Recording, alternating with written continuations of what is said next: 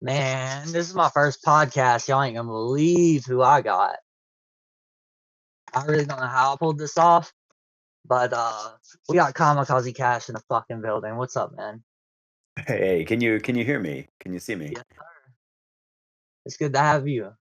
Thank you. Yeah, glad to be here. Do you want to see me or do you want me to keep that off? Um, it's up to you. I mean, we can turn on Well, I'll video. tell Let you me see. what. I'll turn it on, and if you don't want to use it, then you don't have to. All right, bet. Let me make sure. Yeah, I think Yeah, I'll just record. Okay, there we go. We're good. What's up, man? All right, cool. Yeah. All right, glad we got this thing working. Dude, Theta Gang's gonna be surprised about this one. It's a little bit of a mashup, me and you being on the same podcast at the same time. But I'm glad. I'll say I'm glad most of the discussion always happens in the abyss. But sometimes it's Oh nice to get yeah, it out in front of everybody too, yeah. That's one of those places where that's a hidden channel. So it's like, I don't know. and for good reason. Yeah. It's a little bit A of a cesspool. It's a little bit of a cesspool, but it's fun. little bit, I just a mean, little. forgive the background. I have what I want to do is I want to set up something behind me so it actually looks like a proper like set. But right now you can Yeah, see this is you where can the tell magic that. happens. Yeah, you can tell that. I didn't even expect it to be like that. I honestly thought it was just you buying a computer. Like, I didn't know you had like that much stuff. But I guess you are a millionaire. At the same time, I shouldn't be surprised. Like, I keep forgetting that.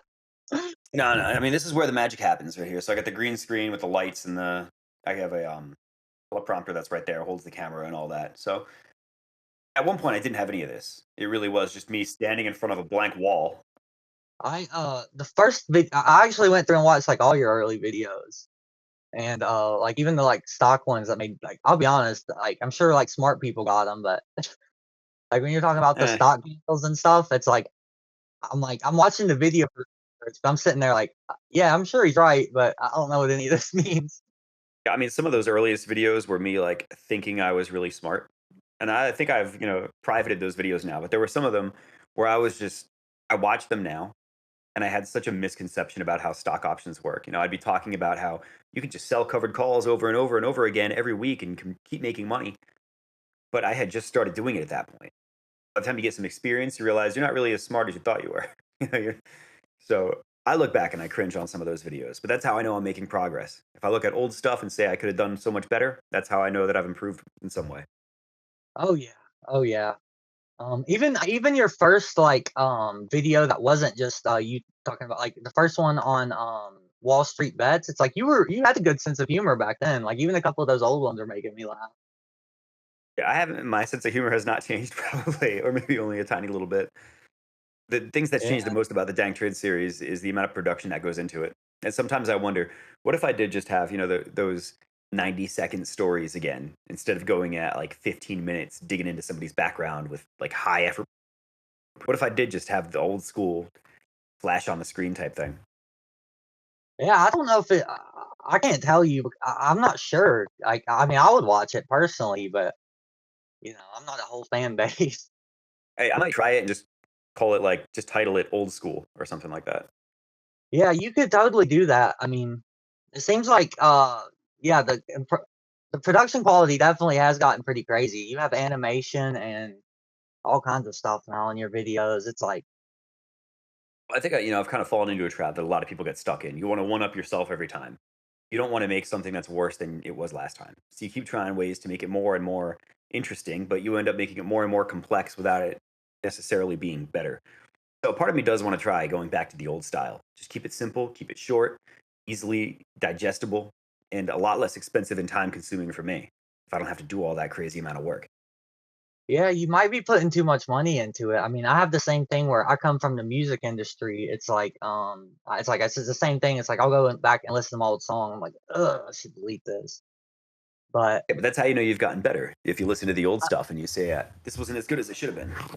I'm sure it'll be the same way with podcasting. I mean, I'll look back at this one, I'll be like, "Man, I got a hell of a guest, but I didn't know what the fuck I was doing," or something like Well, no, that. I mean, I'm going to be doing the same thing. I mean, these headphones really are not great. They look kind of silly. I have no background. My screen is fuzzy because I got a $15 webcam. You know, That's the thing, you know, I Actually, started doing Kamikaze Cash with the equipment that I had, and it's not really very good stuff, so it doesn't look professional, but it'll get better. when I started music, I was actually homeless. Well, when I started recording music, I was actually homeless, and I would make it on an iPad, and then like when I actually got a Mhm. mic, I would go to abandoned buildings with my laptop and like do it like that. It's like you do have to work with what you have at the beginning. I mean, none of it sounded any good, but it wasn't I like mean, but nowadays. it's like a good story though. Like if you had recorded that, like a music video in an abandoned building, that would have been pretty sick. Yeah, um, yeah. I mean, I could still do that, but it wouldn't. The song wouldn't sound like I recorded it there. Yeah, right. Use some AI to clean up the audio or something. The fact that you even have recorded buildings, abandoned buildings is kind of cool.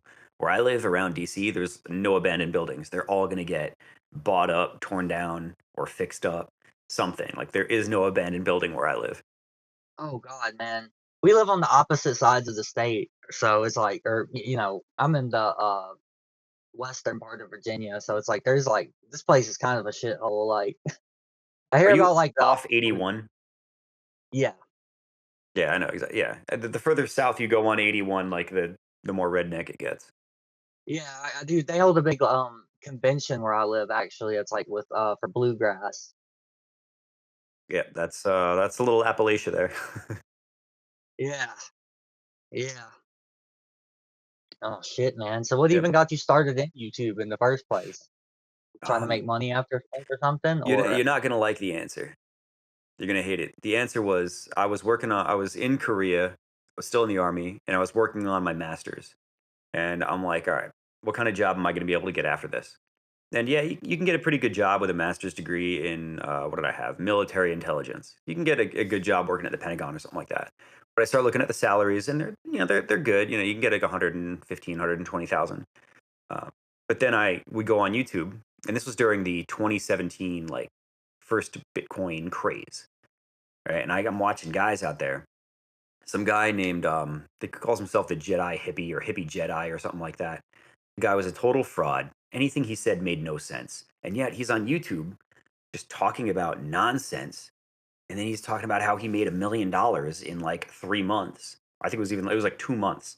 The guy made $1 million during the Bitcoin craze by referring people to like Coinbase or something like that, or it might have even been like BitConnect or something.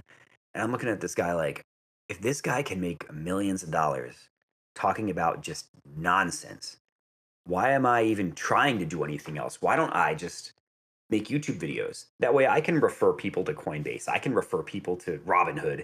And I said, if I can make, I remember talking to my friend Zion about it in Korea. I was like, if I could make $50 a month referring people to Robinhood, I'll be so happy. He said, you got to aim a little higher yeah, than that, man. But that was all I wanted to do. If I could make $50 a month with Robinhood referrals, I would have been satisfied. And that was my first attempt at if making a you're a channel.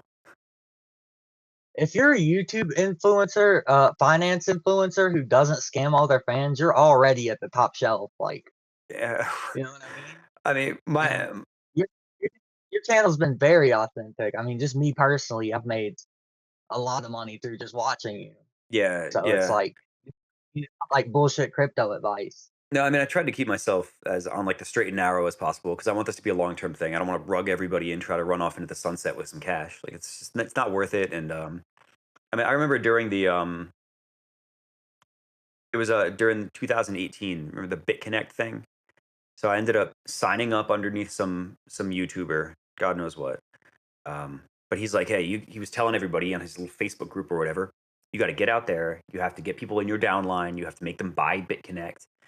So next thing I know, I'm like on the phone with these Philippine farmers that have like $100 is like their net worth. And I'm sitting there trying to convince them to buy $5 worth of BitConnect. And I'm like, I remember being in my kitchen. I'm like, what the hell am I doing? Like, this makes no sense. There's no way this guy's going to make money. I'm going to make $4 maybe if I can convince this guy to buy $70 worth of BitConnect. He's going to lose all his money. I'm not going to gain anything. I'm going to lose any money of mine that goes into BitConnect. This is just dumb. This is a waste of time. And I think that kind of showed me that I'm not going to be able to be the person who sells BitConnect to people. My morals just don't let me do it. And I know it's not going to get me anywhere anyway. So my first attempt at being a YouTuber lasted like a week because I was trying to make videos on like with no equipment, nothing. I couldn't even get the sound and video to sync. And then my other money hustle was BitConnect, which was that lasted like 2 days before I gave up on it. Like this is stupid. So that was I basically just threw everything out at that point and took like a year off trying to figure out what was I going to do from there. And it wasn't until I moved back to the United States that I decided to jump on it again and start making videos. Yeah, just like I thought being a YouTuber would be a little easier, but it's like no, there's a lot that goes. It's kind of like I guess the only thing I can compare it to is making a song. It's like there's a like you got to do a lot of different things. Mhm. It's like Yeah, so there's a lot that I goes into understand. it. You know, I'm sure the same case for music. People underestimate how much work it actually takes to because your mind is constantly on it. Like every day, you're probably thinking about your music all the time. I'm constantly thinking about YouTubing. Oh yeah. Yeah, and it's like, I'm actually, like, way more obsessed with YouTubers than I am it's like, dude, it's like, I would get s it's like, I got more starstruck the first time we talked than, like, if I met, like, Leonardo DiCaprio. It's like, I'm addicted to YouTube, I Just guess. being put It's in the just, same class as like an A-list celebrity is pretty nice.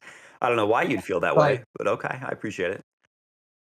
I mean, you get what I'm saying? It's like, I don't know, like, I watch YouTubers, like, usually, like, all day sometimes, so it's like, Yeah. I don't watch a lot of movies. I mean, I listen to a lot of YouTubers too. It's usually something about like history or anthropology or space, anything like that. I usually I don't watch like any finance YouTubers. They all frustrate me. It drives me crazy. Well, I found one guy, but I'm pretty sure it's like an obvious scammer too, so it's like they're all, like, full of shit usually. Like, if you know what I mean? Yeah. Like I mean, from where I'm standing, you think about how easy it is to get somebody to give you $15,000. You just make some, just put it out in front of your audience. And the YouTuber, and I've done this before, you try to, you convince yourself that it doesn't matter. Nobody's going to listen. I'm going to get my $15,000 from the scammer. My audience is just going to skip this section and we'll move on. The closest I ever got to scamming my audience was I remember back in, I think it was middle of 2021. And there was some company that wanted me to talk about some lithium stock. It's like some micro cap lithium stock. They wanted to give me 1,500 bucks to make the video. I was like, dude, that's the most money I've ever made off a video. By that point, it was. And there was a segment, it was about a 3-minute segment at the end of the video where I was talking about this micro cap stock. And I'm like, well, I'm going to get paid. My audience is obviously going to know that this is just nonsense. They're just going to stop watching the video. I'm not hurting anybody because nobody's going to listen anyway. And next thing I know, after I publish it, I'm getting text messages from real life friends that are like, yo, how do I buy this microcap stock? That sounded great. And I realized, man, I really fucked up. People listened to me. Just because I was talking about a microcap, people wanted to buy it. They didn't do any thinking of their own. I was doing their thinking for them. And when I said, this is an interesting stock, all of a sudden everybody thought that meant buy.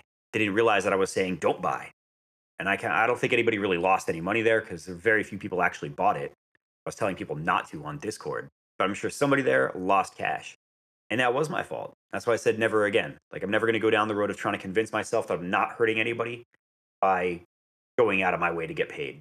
I feel like with that, I mean, that's, everyone makes mistakes, especially when they're just starting, if someone like if this is gonna be the first episode of my podcast, if someone was like, "I'll give you 15 grand for the next one," or 1,500, I would be like, Yeah, 1,500. Yeah, yeah. yeah, I would be like, I see where you're coming from, but I think you've more than redeemed yourself. I mean, you've made so many people money, like, just from your server alone that, like, Yeah, maybe. I think so. Maybe. I mean, I don't spend a lot of time thinking about like mistakes that I made in the past because everybody's going to screw something up once. You know, Yeah. if you're continuously making the same error again and again, then at some point you have to admit to yourself that you're not taking precautions. You're just continuously making the same mistake, and people are getting hurt. Where I was coming from, yeah, all right. I thought I could make 1,500 bucks and not really hurt anybody, but somebody did lose money on that. I don't know how many, but enough for me to say I'm not going to go down this road again. I got to stay clean because if Yeah. I'm thinking for other people, I don't want them to do anything that I wouldn't do. Yeah. A lot of people Hmm. underestimate how much influence these people have. I mean, when you're an influencer, I mean, I guess it's in the name, but it's like Yeah, people really can't think for themselves. But I think just the fact that you go into your Discord at like 3 or 4 AM and there's still like a ton of people talking just speaks for itself. You know what I'm saying? Of how good of a yeah. I you've mean, done. it's like, and not every server was able to last. We started as a stock trading server in 2019, and most of them didn't even survive through the post-COVID dump. You know, I was part of all kinds of different servers. Most of them are not active anymore. Oh, so Um, I'm not but even. we've I thought I was one of the newer Hmm? ones because I got the Patreon. I mean, you were, yeah, you came in like right at when there was a split happening around that freeloader challenge time. The whole freeloader challenge was supposed to be a distraction from the 2022 bear market. Nobody cared about stocks anymore. Had to go in a completely different direction with goofing around online, do some side hustling. And I'm pretty sure you joined right around that time when the channel was starting to take a new section. I think the first time I watched your video was during the GameStop thing, or like when that was happening, or like Yeah. I'm pretty sure that's where I found your channel. And then Yeah, it was like early I 2021. remember for a long time I didn't join because I was thinking like this is a stock channel. It's like like you know what I mean. I'm like I'm not smart enough for the stock market, but no, Yeah, I mean, you've done well. You know, it doesn't take a lot to be successful at counter gambling. yeah, and definitely my favorite server I'm in. I'm not even Yeah, saying I that just appreciate that. but No, no, I mean that's why I'm here, right? That's why you asked me to be on your podcast. yeah, yeah, man. Yeah, so So I mean, where are you outside of the United? Well, go ahead. I'm saying that by being able to be adaptable to the changing market, I think that's how Data Gang has been able to survive. You know, we never really leaned fully into the whole like pump stocks during COVID and the bubble that followed. We never really leaned into GameStop, so that just we kind of stayed the course the whole time.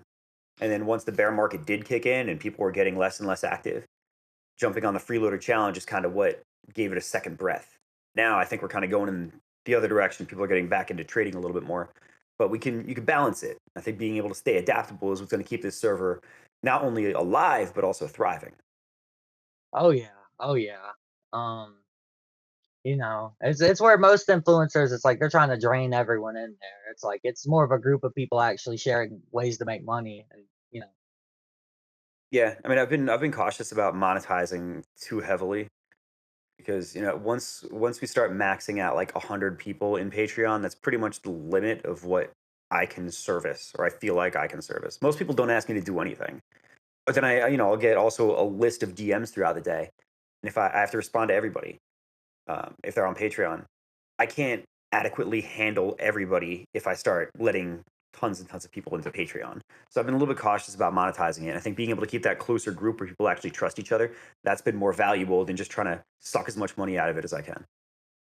yeah. No, I even meant with just the ads you put, the ads you put in your videos and things like that. Things like you could probably do sneaky things that you don't.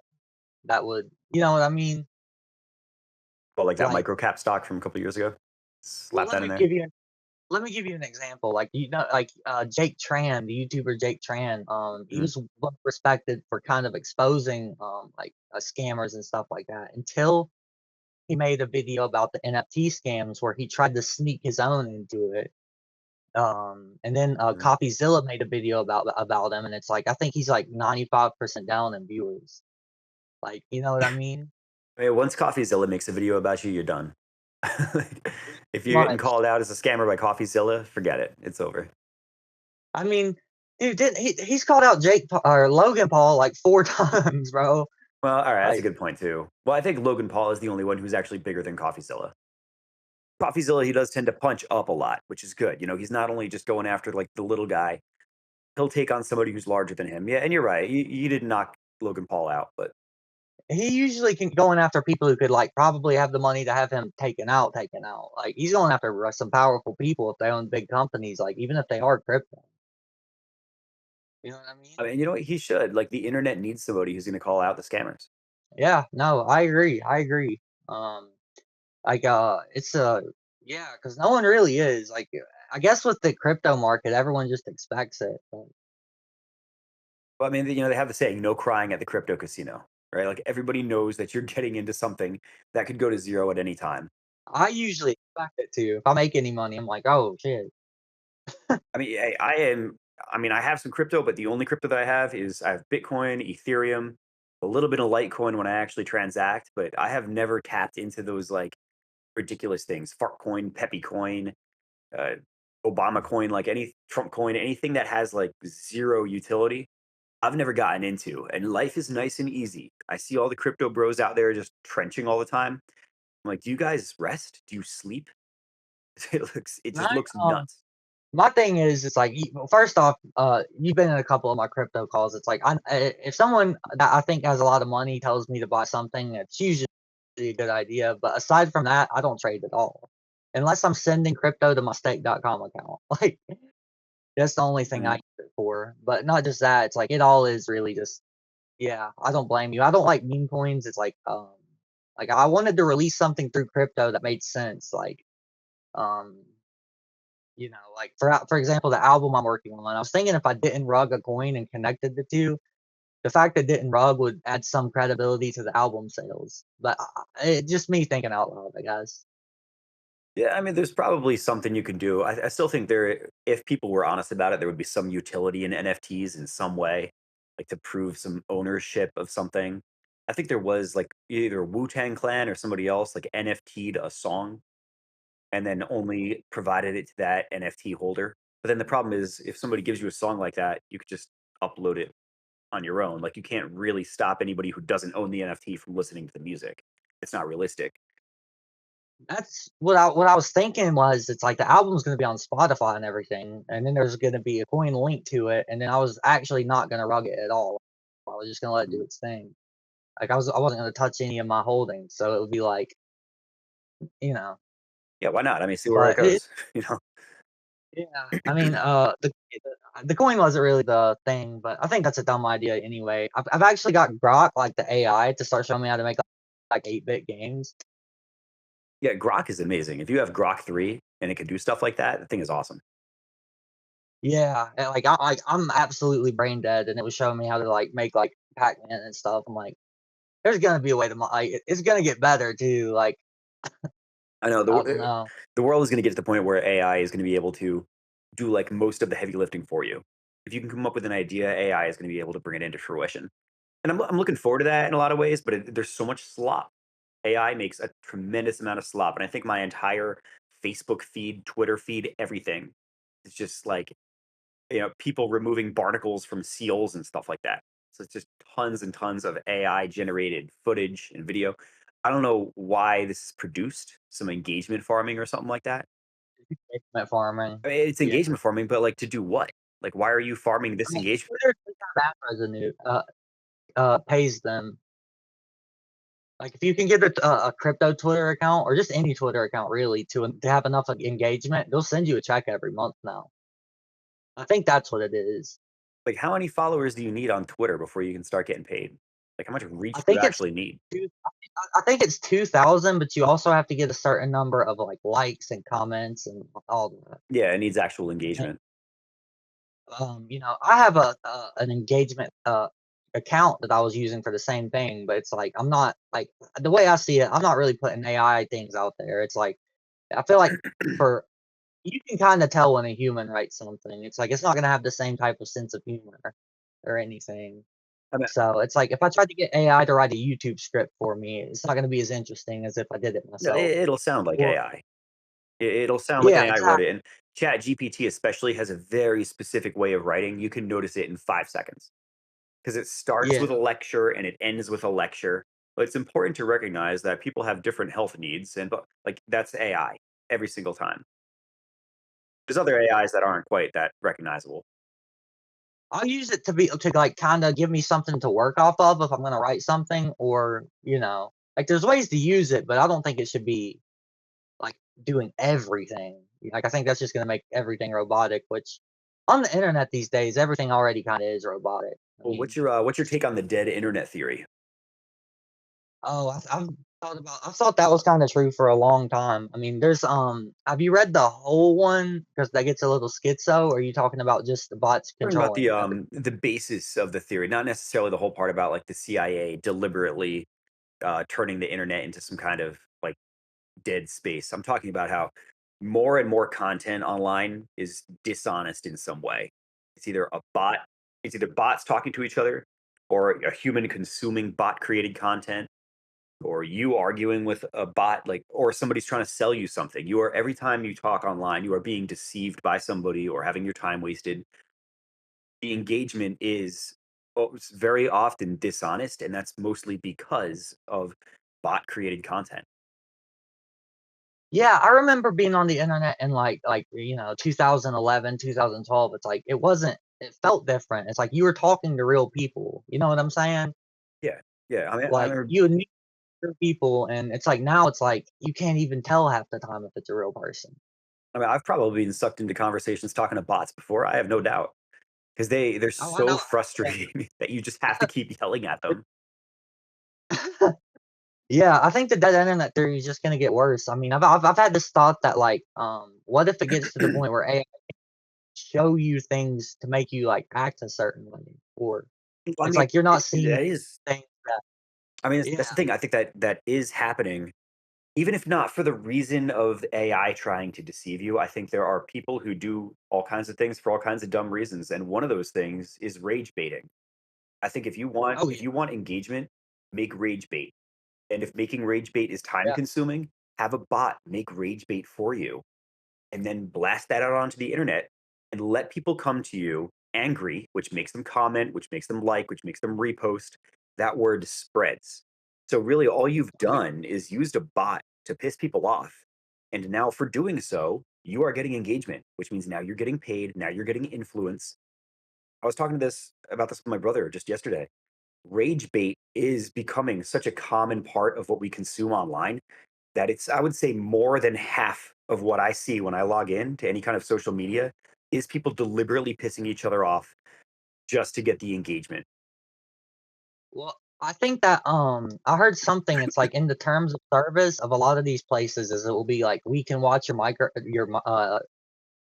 camera, and it'll see the look on your face when you see something, and it'll determine like it knows what pisses you off, and it'll Mm. show you that. So with the social media platforms, it's like it'll like your attention is where they get money. So it's like they're trying to get you addicted just to looking at stuff. So even if that means pissing you off, it's like they're doing it on purpose.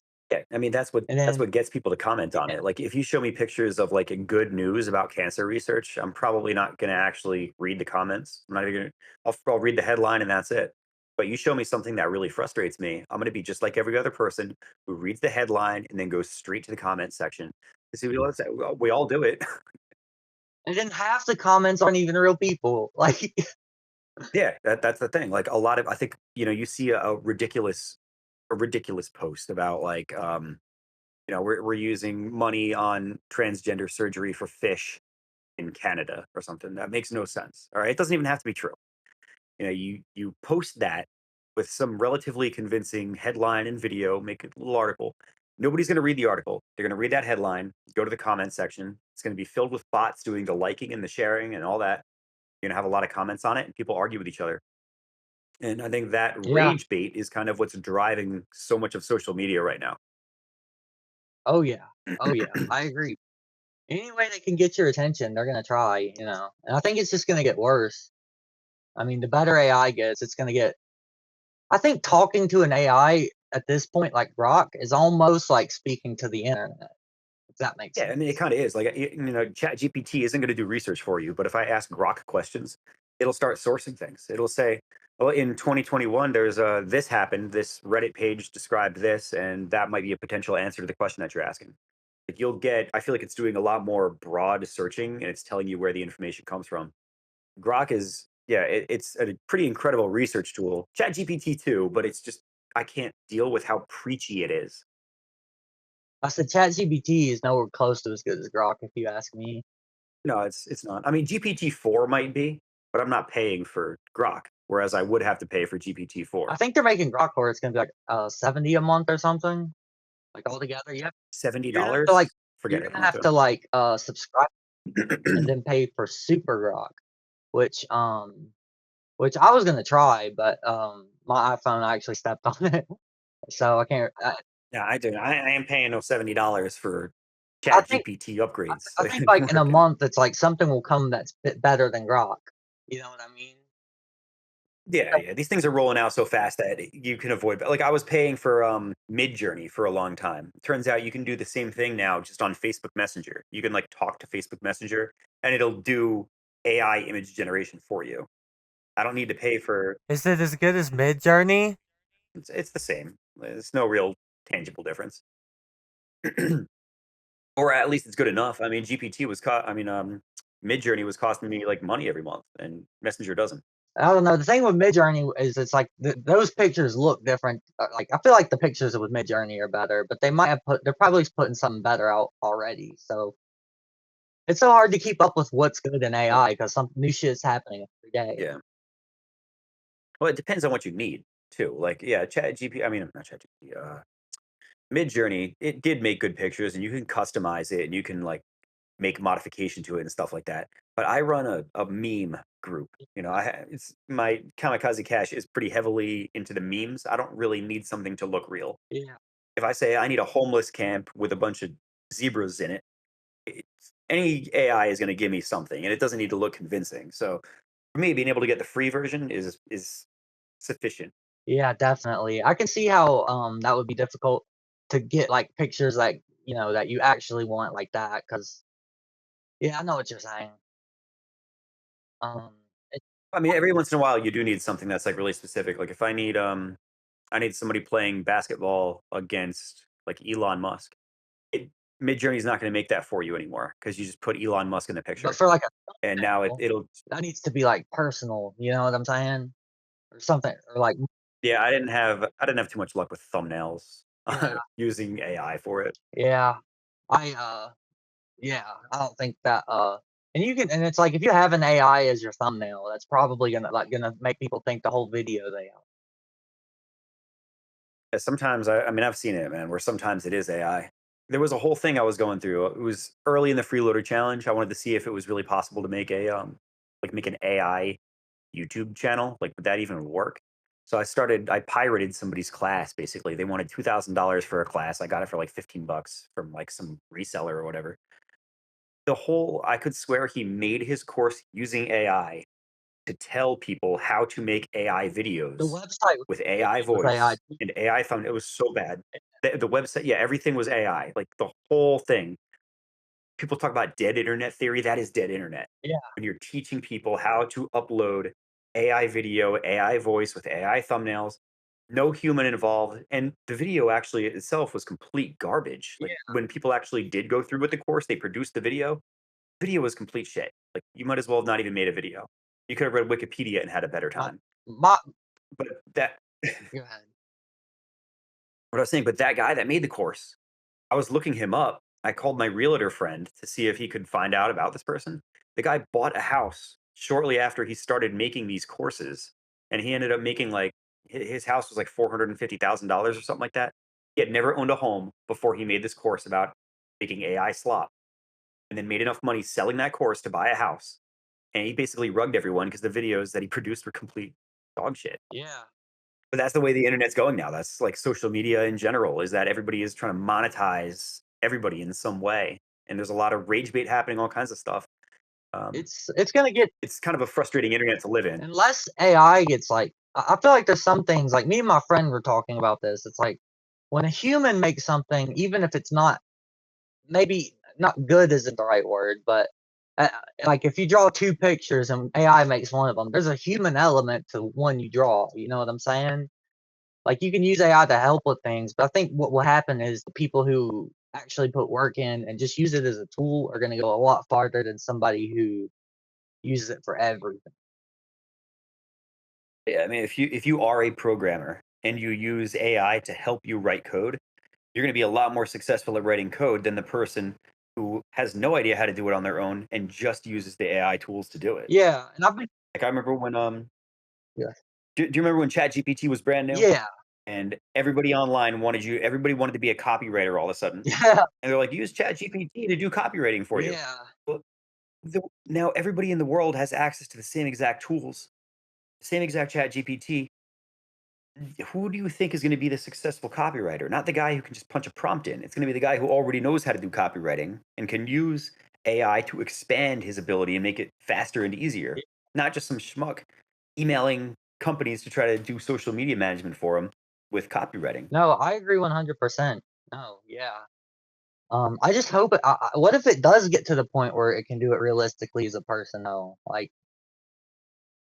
I don't know how far this is actually gonna go Yeah. before it gets, because some people think it's like the end of the world, but I think it'll plateau. It'll plateau somewhere. I mean, humans are adaptable. We're going to be able to recognize AI, and I think what's helping us right now is that we believe that AI is not going to be honest. If you see somebody produce a video using AI voice, you already know that they didn't take their video seriously enough to use their own personal voice to make it.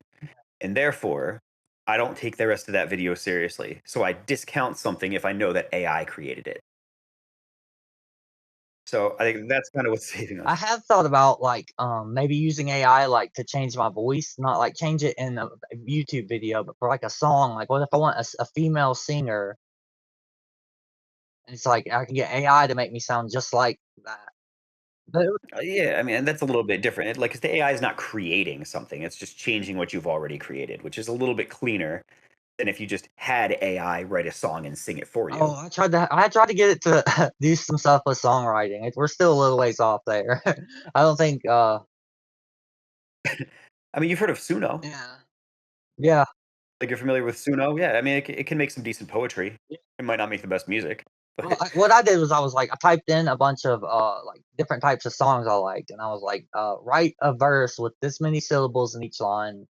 That sounds like that. It was like not even close. So yeah, it's not ready yet. This is Suno's first draft. I don't know. yeah, It's stuff like that. It'll get better.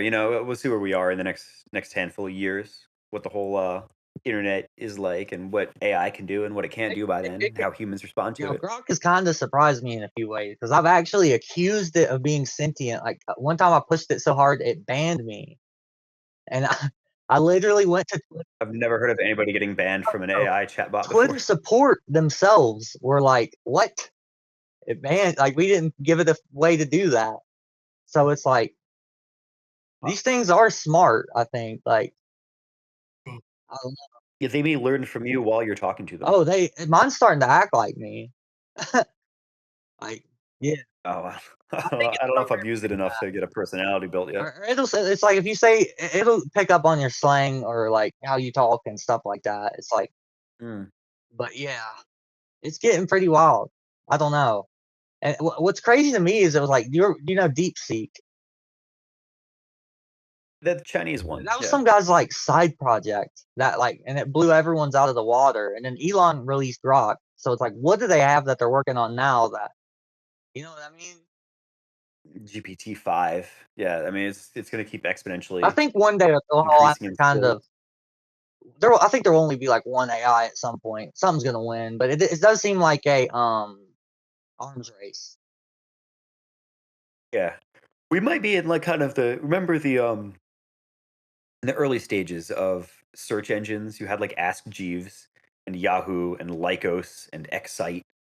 You had all these like different search engines, and Google eventually won out. And then Bing came a little bit later, but nobody uses Bing primarily. Yeah, You have yeah, you have Google, and you have like maybe DuckDuckGo if you really care about privacy. yeah, Those are your search engines, right? yeah.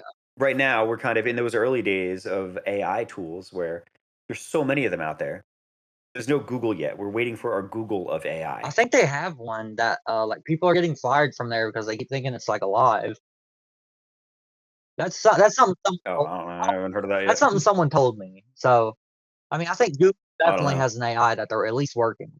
Well, I mean, Google has an. I'm sure Alphabet has an AI, but what I mean is, I don't think we've seen the AI tool yet that is going to have the same impact as Google had as a search engine. Yeah, yeah, You know what I I mean? agree. Like some dominant AI tool that's going to come through and just wipe everybody else out. Right now, it's still very scattered. Yeah, As these tools start coming together with image generation, music creation, video, chatbots, all that stuff is going to just kind of coalesce into one dang. powerful Google equivalent. Somebody's going to be able to produce that as time goes on, I I think. do too. I think it'll get to the point where it's like you have a program on your computer where it can do all of that, and then you'll be able to talk to it like me and you were talking, probably. They may already be working on it. I mean, they may even have it somewhere. I don't know. I know Copilot was supposed to do something like that. Yeah, but I think it'll be much more. Yeah, but I don't think that like people think it's gonna like end the world potentially. Like I've seen people talk about like, it's gonna get so like a Terminator situation. 15 years ago, I would have said that was crazy, but I mean, like, I could see now something happening with like And it wouldn't be like that. You'd have to give it like supervisory control of like a power plant or something like What that. But I could see if we start putting AI in charge of physical material, then yeah, it could become what about dangerous. a quantum computer? What if a super smart AI and a quantum computer get together? I wonder what could happen.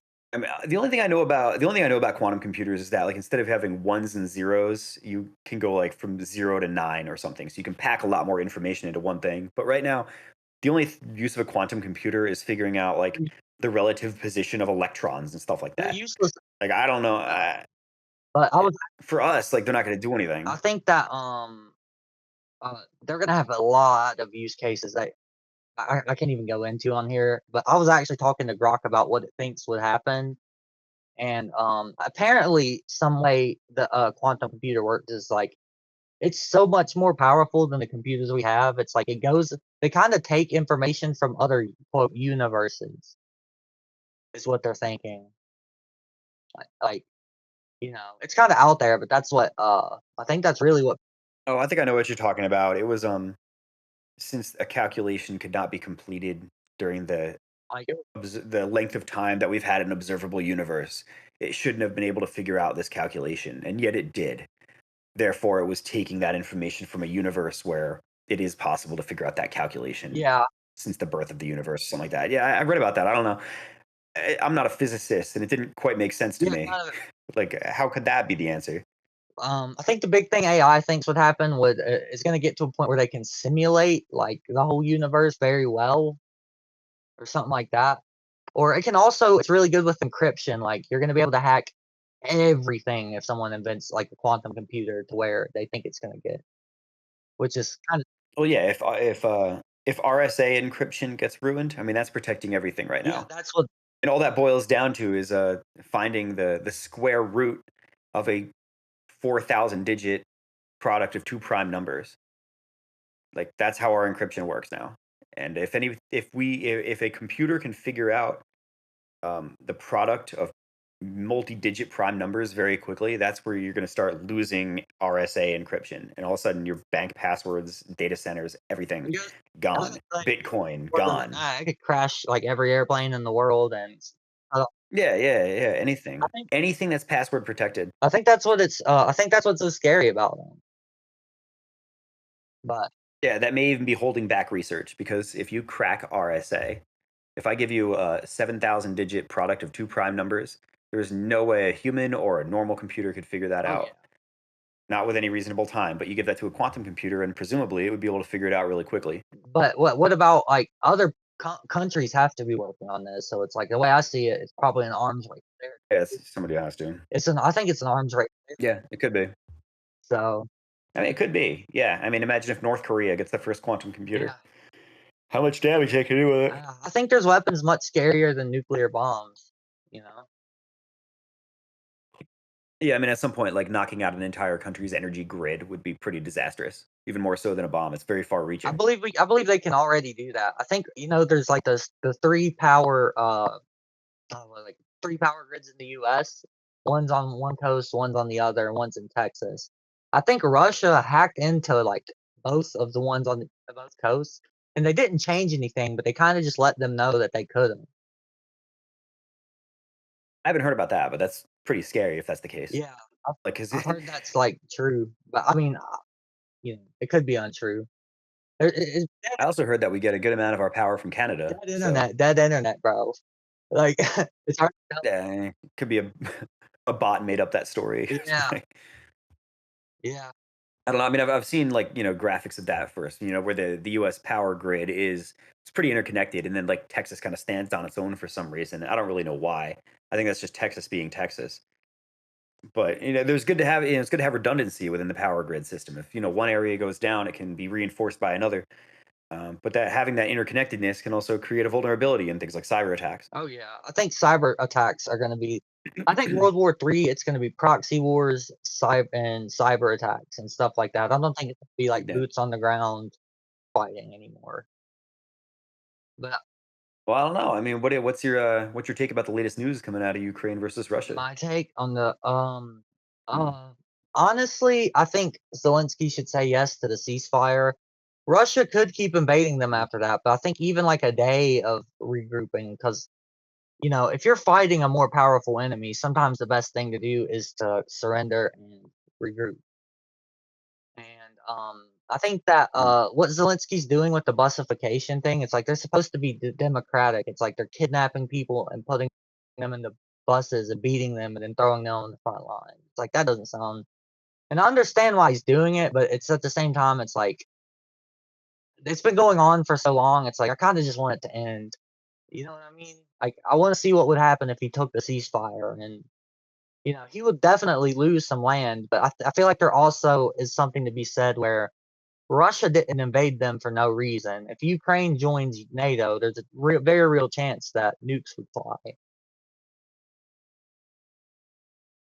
You did a lot. You said a lot of stuff there. I don't even know where to begin responding. But And that's just I get it. Like the yeah. No, I mean, hey, that's what we're talking about. Okay, my first answer would be I think Zelensky would be willing to seek peace, seek a ceasefire, if he felt like there was any realistic probability that it would hold, and that if there were a guarantee that if it were broken, there would be a consequence to it. I feel like what we've given him so far is all right, you surrender to Russia, and we, the United States, will come and begin extracting minerals from your territory. In doing so, we'll have American interests on the ground, and therefore Russia will not attack Ukraine because it doesn't want to harm American interests. It knows that doing so would lead to greater conflict with the United States. All right, I get that a little bit, okay. but I mean, there's if we start sending Americans over to Ukraine to go extract minerals, what are we going to do? What is the United States going to do when Russia lines up artillery and tanks on the border? Are we just going to keep mining our minerals, or are we going to withdraw all of our Americans that are over there doing the work? Realistically, we convinced Ukraine to get rid of their nukes, and they're probably regretting that right now. So that probably is. Yeah, I'm sure they are. Yeah, I think Ukraine's in a bad spot. I mean, truthfully, but they could they are kind of gambling with World War III. I mean, but I don't even think that's necessarily our biggest issue. I think China circling Taiwan like a shark might actually be the big issue. But Mm. Ukraine, it's like it's hard to say. You know what I'm saying? Because if they don't surrender, everyone's gonna die. You know what I mean? Well, bring up. I mean, you brought up China. What do you think China And sees you and when Taiwan we or in Ukraine? Like, what do you think China sees when the United States, we've been giving aid to Ukraine. Ukraine has fought Russia to a stalemate for 3 years. Russia's lost. It lost control of Syria. It lost its Wagner group. It's instituting drafts, paying tremendous amounts of money to get people on the line. It's isolated itself from the world. Two more countries joined NATO since this happened. Russia is maybe it's not losing, but it is certainly not winning. It's a stalemate, and they're taking some lumps. yeah. Right? All of a sudden, the U.S. abandons all support to Ukraine. We're letting them go. We're cutting them loose, and the rhetoric we're giving them is Ukraine, you're on your own. Good luck. What do you think China sees? China being a nuclear power, when they see us ditch Ukraine, they're looking at Taiwan and saying the United States is not going to fight for We're Taiwan. gonna fight. This is easy pickings for Well, us. Taiwan and Ukraine are two very different places, and the reason we want Taiwan Mhm. isn't for like moral reasons, because of their microchip factories. Yeah, it's because that's where we produce the world's Yeah, microchips, and that's the right? only place. So it's like I think if they attacked Taiwan, we wouldn't go send them support. We would go like fight them. Like, you know what I'm saying? But um, I believe that would have been true in the past, but I don't see that happening anymore. I don't know. I mean, when Biden was in office, it's like I think America was raped, like literally, like and it was almost obvious. It's like they sent over a ton of money that disappeared, and it was like somebody had to have taken it. I think Biden walked out a billionaire. His family walked out with way more money. What? Because I've seen other people say this before. Like the money disappeared. We sent money and it disappeared.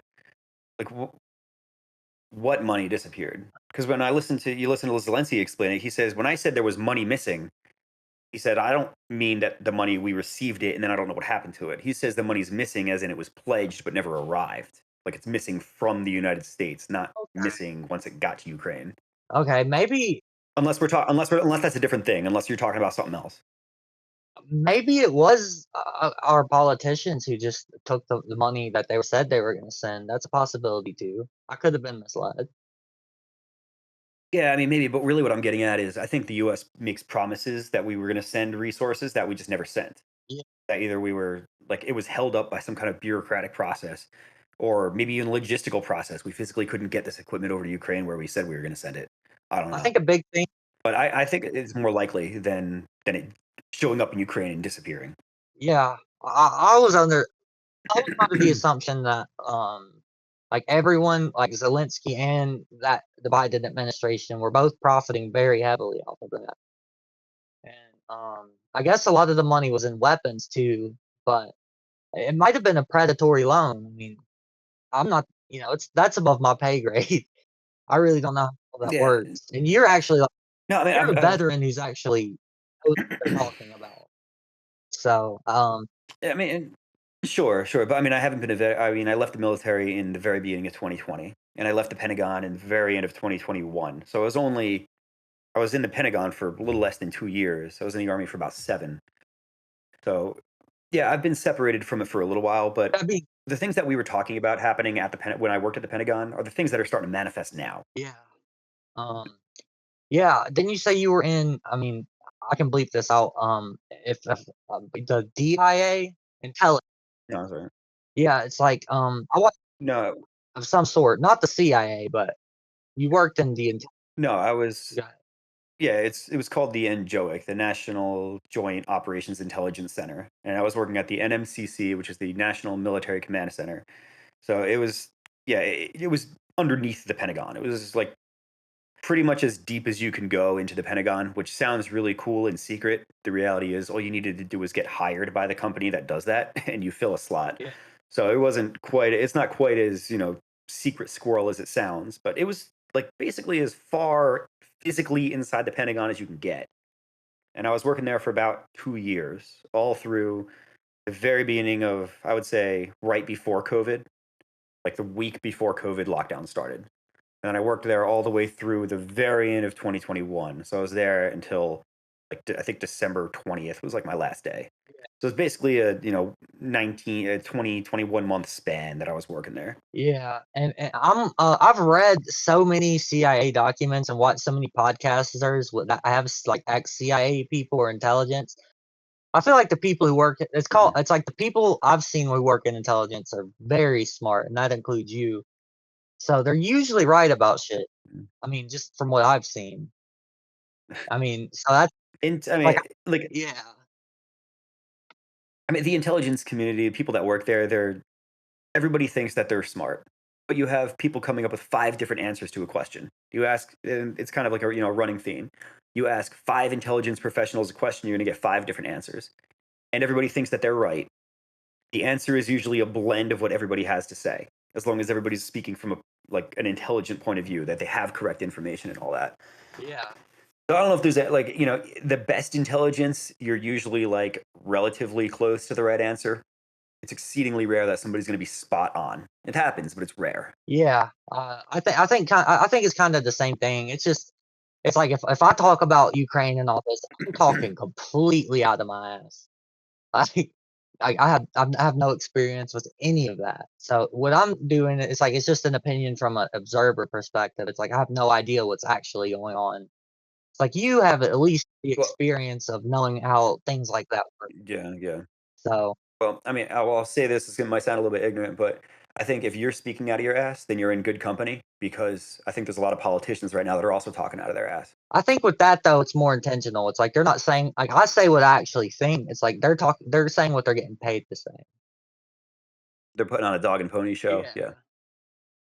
They're putting on a little show, They doing a little know moral posturing, talking about that. they know what's up. They just don't that's not what they're gonna say. Well, what would you say to this? So I think a lot of times Donald Trump he'll say something without really knowing what he's talking about. He just kind of like I don't want to say makes shit He up, but does. just has kind of an uninformed point of view. And I Right? haven't He's trying, but he's nowhere near the mark. And then somehow along the way, he'll his plan falls apart, like this whole Canada tariffs thing, right? He's saying we need to make America stronger by putting tariffs on Canada. in order to stop fentanyl or in order to stop like a trade deficit or something like that. Like he keeps bouncing around, not really explaining what the intention is until something sticks with his electorate. And then he'll say, "Oh, my electorate likes that I said we need to squash fentanyl. So that is the reason why I've been putting tariffs on Canada." I'm not Like he's just bouncing around without really having an answer and he's just trying to manufacture something as he goes. as much wild like trying to get Greenland, the Gulf of America, all that shit, and what you're talking about too. I'm not sure Donald Trump is thinking up these things himself, personally. I think there's people are like it might be Elon, it might be like somebody around him. I don't think those are like his ideas like anymore. I mean, I'm not sure, Mm. but it's like I mean, we wouldn't know, right? I yeah, mean, if he's being fed these ideas and clinging to them, we wouldn't really know. I mean, I think Elon Musk does have more power than any shadow president prior. yeah, He's like Rasputin to Donald Trump. yeah. So I think 10 years ago, I would have said Elon Musk is a hero with the electric cars and the rockets and the trains and all that. But now I think he's kind of fallen off. Yeah, I mean, I mean, I'm not a big Elon fan either.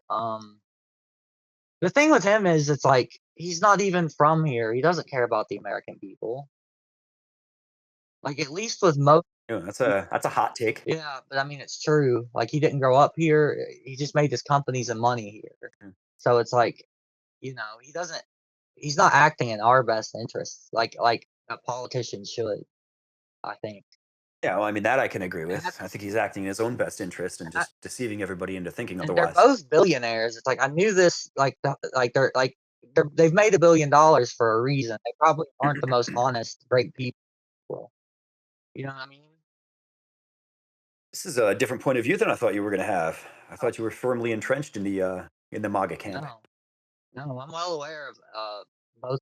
You hate everybody equally. Yeah, I just like well, it's not that I don't like him for like I knew he was a piece of shit. That's not like it's not gonna make me dislike him if that makes sense. Like like I know what he's like. I know what he's probably gonna do. Everything he does is with self interest. But it's more so I'm just fuck it, Imma just say it, I can relate to that. If I was in his position, what would I do? It's like I would Which one, Donald Trump or Elon Musk? either or. It's like I would do the same thing. I would find out how to take as much money as possible. I mean, But like at one point, isn't enough, and that your goal shifts at some point? Like you've already got all the yeah, money you can I've never possibly been a need. bill Elon Musk is already the richest in the world. You want to secure your legacy at that point. yeah, I mean, I guess so, but I mean, I guess to be, I think, I think to make when you're a billionaire, it's like you've gotten to the point where you're so obsessed with money that it's like nothing, it will never be enough.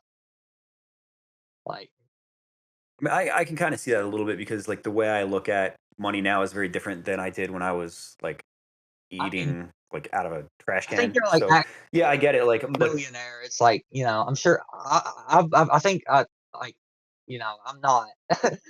So it's well, I mean, a millionaire doesn't sound the same to me now as it did a long time ago. yeah. Like it doesn't. I mean, it really is not as much money as it used to be. I know it's a little Well, cliche, I don't know your net worth. I but don't know if you're worth like 100 million or just a couple. it's I'm not no, gonna ask it's probably either, like but it's probably like 1.7 million or something. still, that's like, yeah, I It's a lot. Yeah, I better mean than it's anyone great, else I know. but I don't feel it. That's the thing. Like most of it's not liquid assets. Yeah, I mean, I have a one, two, three. I have a 3 bedroom with this room down here, so three maybe 4 bedroom house. It's not like I live in a mansion and drive fancy cars. Like this is a townhouse. I live pretty modestly. I don't feel like I have 1.7 million because a lot of it's not in liquid assets. It's all locked up in like retirement accounts that I won't touch for a long I time. think. I'm trying to avoid tax by doing some rigmarole so you don't feel like you're spending like you have the money to spend. Oh yeah, $1 million isn't a lot to spend at all. It's a lot to have. Or I mean, it's like I it's mean, very easy to have a yeah, million dollars and then like a year later have almost none. So yeah, well, all you have to do is screw up. Yeah. Like if I went and bought a way too expensive of a house right now, then yeah, you can very quickly become like cash poor despite a net worth being high. yeah, I think that like when I was a kid, $1 million was a lot. Now it's like you have to have at least 10 or 20 to really like do whatever the fuck you want like that. Well, I mean, shit, when we were kids, $1 million was a lot. Yeah, That was enough to buy 3 houses. yeah, Now $1 million where I live, that gets you, like, a townhouse and a car. yeah, So, like, to buy a single family house where I live is probably, like, I mean, 900,000, $1 million right there just to get the house. By the time you're done paying the mortgage, you've paid, like, a $3 million into it, right? I mean, if you're borrowing at 7% interest, I mean, I'm not gonna do the math right now, but it yeah. that adds up very, very quickly. If you're spending 70 grand a year just on the interest on your Oh yeah. house, you could end up Ooh, over 30 years, that's already 2.1 million. yeah. And it's Right. just gonna get worse, bro. Like I think, like especially with the tariffs or whatever the fuck's going on. It's like things are just gonna get worse until they get better. You know, I think. I Yeah. hope. I Well, I hope mean, I'm I'm wrong, watching. but I mean, there's solutions though. I think there are solutions to the housing crisis, and it's going to come down to people being willing to build starter homes again. I think right now we're not getting that. Like, if you have one plot of land, or even let's say you have 50 acres of land, you could, as a developer, make a tremendous amount of money by building very expensive homes on there and selling them. yeah, You're not going to make nearly as much money if you're building starter homes that cost 300,000. You're going to make a lot more money by building $900,000 homes. yeah, Your profit margin is going to be 25% regardless, but you can get a lot more total gross revenue by selling very expensive homes that price people out.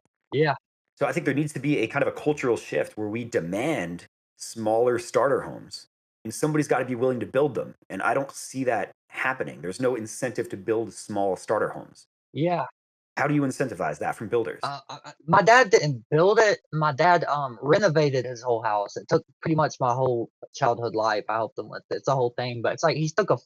$40,000 house, and I think he sold it for like over 1 million. Like, but my dad's way smarter than me. But like, I agree. I think the thing to do would be to just build them, and then you know. But he built like the whole thing by himself. You would probably need like crews of people and stuff like that. I mean, it sounds like it took him many years. Yeah, yeah. So So, I mean, yeah, I mean, you're always going to have the individual who's handy and crafty and can go turn a $40,000 house into something livable but that again. took that But took over. yeah, and it took years, yeah. But like, how does a capitalist society like ours incentivize people to go do something for the good of society, like building starter homes that are affordable to people, versus the personal incentive of build as expensive of a home as you can get and make as much money for yourself and your company? Yeah, Like, I mean, the answer would be like somehow regulate or tax in such a way that building smaller homes is incentivized, but we don't really want the government telling people or de facto forcing people to run their business in a certain way. I think So I don't have an answer for I was how we can do it, but I think that's what needs to I was happen. gonna say I think that needs to be what's gonna happen, but it's not what's going to, unfortunately.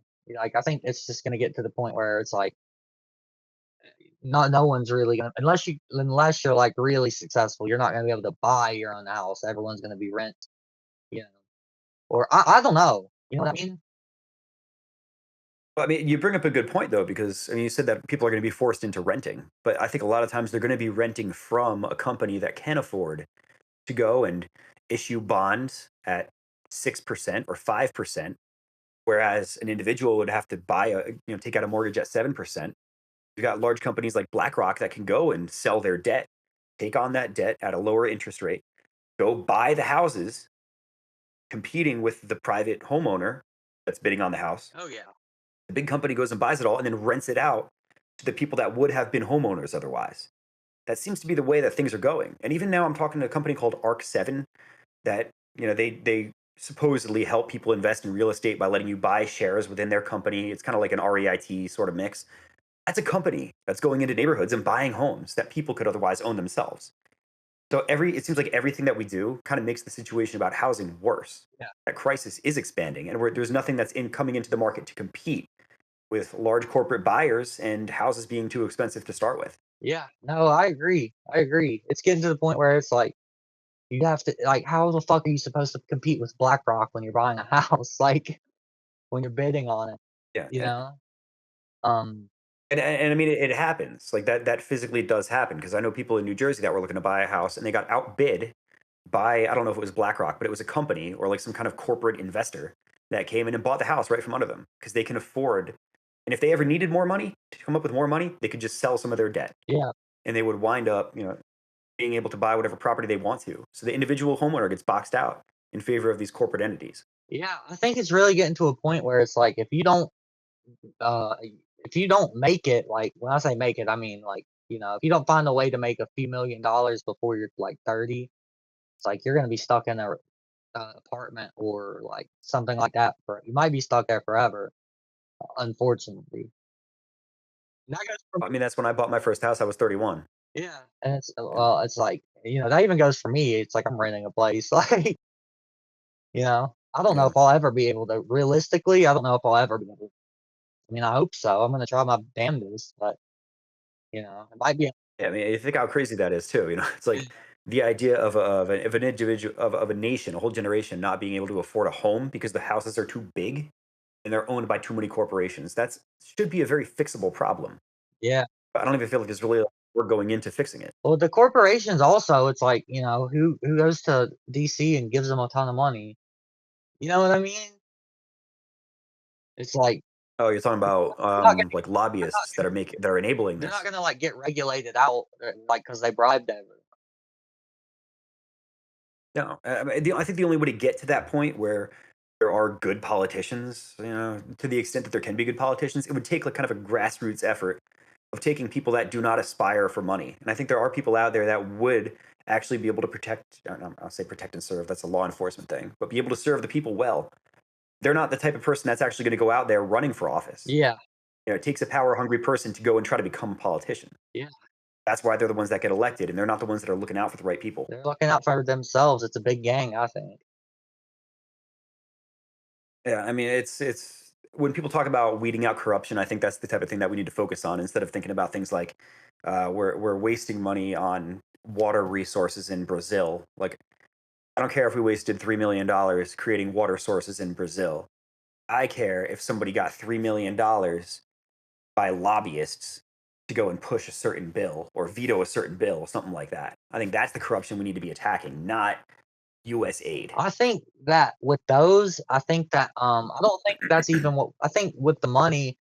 That's just what I think they pocket the money and just say that's what they're using it for. I don't know, maybe, and I've heard others say the same thing too, and I could buy it. Like I could believe that. Like, if I was a You politician who say wanted more unlimited money, how would I'm sure, like, they know a bunch of different ways to do it, like, you know what I mean? They would think of sneaky shit like that. yeah, yeah, right. Yeah, I mean, you create a need, you ask for money to solve the problem, and then you just don't solve the problem. You just keep Just feeding off of it as long as you can. yeah. You just keep Right. Yeah, I get it, but you might and I could believe that that's the you could be case. right too.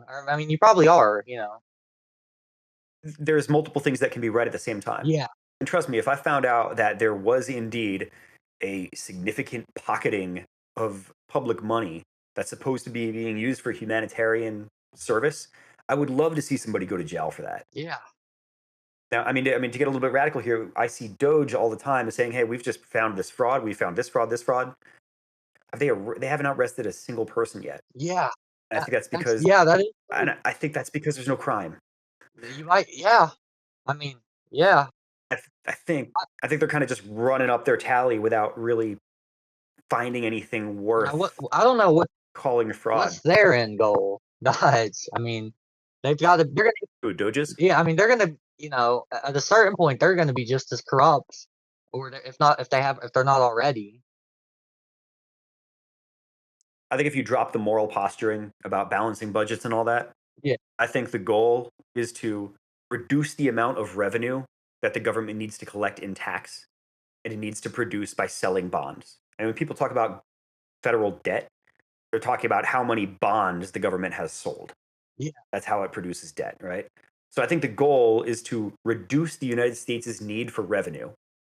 And in doing so, you can lower how much money the government takes in through tax. yeah, So I think what we're going to end up seeing is, all right, let's say we've slashed, Doge hits its goal and slashes 10% of the budget or whatever. I think you're just going to see 10% less tax revenue collected. That's not going to be 10% less tax revenue spread through all the tax brackets. I think it's going to be very heavily concentrated such that rich people are paying less tax and the lower classes are paying maybe this much less than they were before, or maybe even Yeah, I was gonna more say. because now they're paying tariffs too. I was gonna So say. I think we're about to get yeah, taxed a lot more. Like the IRS, like they're probably gonna replace it with something worse. If it gets I mean, it depends on what happens with these tariffs because that is a tax on the U.S. yeah. Yeah. So, I mean, if you want to put a 25% tax on everything that gets imported, well, if I'm buying something, all of a sudden I'm paying 25% sales tax plus normal sales tax.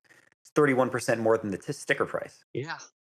Well, that's not really how tariffs work. I, You would see it when you go to buy it. It's not like sales tax, but you get what I'm saying. no, I agree completely. I think things are gonna get a lot worse before they get better, if they ever get better. I mean, what is better? Like Uh, this thing. What do well, we? What's an ideal circumstance? ideal circumstance, I go to the grocery store. I spend $300. I get $300 worth of groceries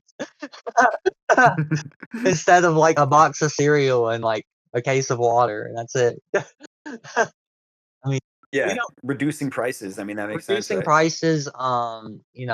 Just the economy being better, I guess, in general. Like it's getting to the point where it's like hyper inflated to where it's like our dollar is gonna be useless if this keeps going up. Yeah, I mean, I this recently was kind of the first time I actually looked at like the math of what money is worth now versus right before the global financial crisis. So we're talking like 2007. There has been a 50% inflation since then, since I'm 2007. surprised it's So if you were making, I thought it was gonna be you more. thought it'd be more? Well, I mean, put it into these terms. Making $100,000 now is the same as making 66,000 in 2007 Yeah, or 67,000. So and making 150,000 now is the same as making 100,000 back then. And if you're making 50,000 now, that's the same as making what 30,000 back then yeah, in 2007, 33,000. So if I did my math right, something like that. So the if you have not been getting paid, if you are like you've been in the workforce for a while, like I came into the workforce in 2008. That's when I turned 18, right? If you're not making at least 50% more than you were back then, you are making less money oh yeah. than you were in And if you 2007. just have cash laying around at all, like it's losing value every second. It's lost 50% of its value since '07. Yeah, Which granted, I mean that was 18 years ago. Well, no, it's that's not right. it's ridiculous because 12 it's years not ago. like we're getting paid more. Well, I mean, well, I mean, like not me, I'm not us personally. that was 18 The years ago. majority of people, it's like they're not getting paid more because of that. They're not getting, you know what I mean?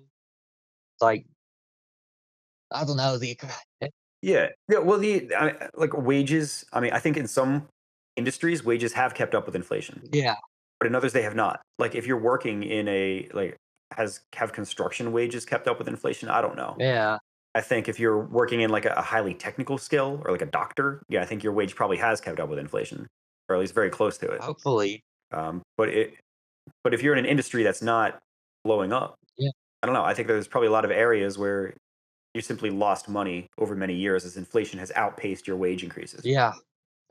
Yeah, I agree. That's pretty much exactly what's happened. I don't know. I haven't worked a job in a long time either. I mean, neither have I. Like, Yeah, and even being in the army, like when you're in the army, in the military, federal workforce, every year you're going to get a raise, yeah, and that raise is supposed to be like pretty consistent with inflation plus a little bit more. And I don't know what recently what they've gone through, but I I remember getting 3% a year, 2.5, 3% back in like 2017 when that's what the inflation rate was. So you got paid more, but it wasn't like it was a huge boost every year. It was basically just inflation. yeah. And then I look at like my grandfather's pay stubs from the Korean War, and he made like $130 a That was month. probably a lot of money back So then. maybe I don't Not know. a lot, but it was a lot more than like 130 now. Yeah, well, I mean now 130 you could barely afford like food, Yeah, but exactly. It- yeah, they got paid like nothing back then. But I guess that was still enough to get by versus Yeah, now you would need what's getting by now like at least 2,000 a month to like something. you might survive Yeah, I maybe. have friends who it's like I stress to them the importance of money, and they think, I guess I don't know if it's a moral thing or what, but it's like they don't understand I'm trying to help them. It's like I think it's getting to the point where it's like if you're not on, if you're not on that, it's like you might get outpaced. It's like a lot of people are going homeless. A lot of people are going hungry. You know? People's backs are against the wall right now for most people. Yeah, I mean that's another good point too. As people, as things become more unaffordable, you wind up with more homeless. You wind up with more poverty, and poverty charges interest not just to the individual but to I'm society. like, Like if you want homeless people off the street, how do you stop people from becoming homeless in the first place? And I know drugs are a big part of that, but I think there is just a poverty element oh yeah, to homelessness. yeah. Not every homeless person is on drugs, and some of them have jobs, and some of them probably work very hard. It's just we're getting to that point. And well, and some of the homeless people that are on drugs, maybe they weren't when they became homeless. Yeah, yeah. So I mean, I think there is a cliff, and it gets steeper. The closer you get to, the deeper you get into poverty, the steeper that cliff gets. Yeah, Until you are all of a sudden you realize you don't have a house anymore. You're living in a car, and then maybe you can't even afford a car anymore when it breaks. Now you're completely homeless. Like to stop that slope of poverty, there needs to be something there. And I'm not talking about like welfare. I'm talking about like improving conditions as far as pricing and housing availability goes, where people can afford to kind of lighten that slope where they can bounce back before things get ugly for them. yeah. It's like my friends that I live with. It's like they work regular jobs like Walmart, like places you've heard of. But it's like I stress to them. I'm Mhm. like, listen, like take your paycheck and like go to a school somewhere, learn a trade, learn to do something, like pick up a skill. Because if you don't, like Mhm. the economy's probably not getting any better. Like you're gonna want like something that pays better. Because if you don't, like you know what I mean, it could get to the point where it's like you just Yeah, yeah. regular job, you're not gonna be able to afford to live. But those trades are an option to people that not I mean, I think people are starting to realize that you can take advantage of that as an option, but it doesn't take that much money to go into a new profession anymore when you can start with just knowing some basic skills about electrical or plumbing and all that. Like You can take on an apprenticeship, you'll get paid for it. like It's a very lucrative field. yeah, and the class, the certifications and trade things, it's like $600-700. You know, Yeah, it's significantly less expensive than even a single college course. yeah, and all the college courses are on YouTube, so it's like I think Yeah, they are. They yeah, are. I think to even make it living, it's gonna get to the point where it's like you have to have a skill that you're good at, like, and it's like, you know what I mean? But, I mean, make yourself useful. The more you can differentiate yourself with the rest of the workforce, that's when you become valuable and Oh your skills can get monetized quickly. You have to be able to do something that nobody else can, or not that nobody else can, but that a smaller group of people can do. yeah, That's why when ChatGPT came out and all of a sudden everybody thought they were going to be a copywriter, I'm like, hey, you are in the same exact boat as everybody else right yeah, now. we're Having access to the internet is not going to make you a professional copywriter. uh-huh. Use go deeper than that. Find something a little bit further, and maybe you can pick out a trade. I mean, when it comes to the cost of education, yeah, I think trade schools are starting to make a comeback, and they should because those are valuable things to have.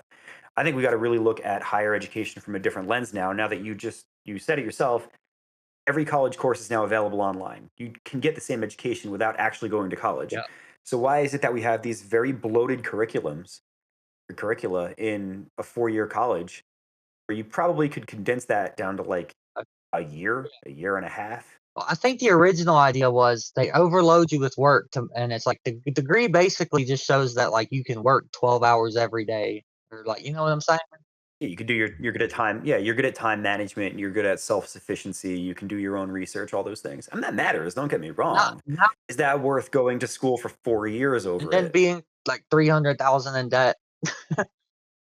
Yeah, yeah. You take on a tremendous amount of debt, and not only that, but when you're in school, if you are working, you're not making a whole lot. You're definitely not working full time if you can avoid Yeah. it. You could be getting 4 years of experience in the workforce, and instead you're doing 4 years of going into debt at And college rather than making money and building experience during that it's a time. predatory loan too because these people have been told they have to go to college. And then not only that, but they're 18. They're not even really adults yet. So like I didn't even know what a major yeah, was when I when I started college. I thought that a major, like in order to go to a school with an anthropology class, you had to go to a school that had a major in anthropology. I didn't really know what these programs meant. You're talking about 18-year-olds not really knowing what they want to do with life. I think a lot of 18-year-olds don't even really know what a college curriculum consists of. yeah. So it's like they've just got all these got all these kids pretty much in debt that they're gonna be in for the rest of their life.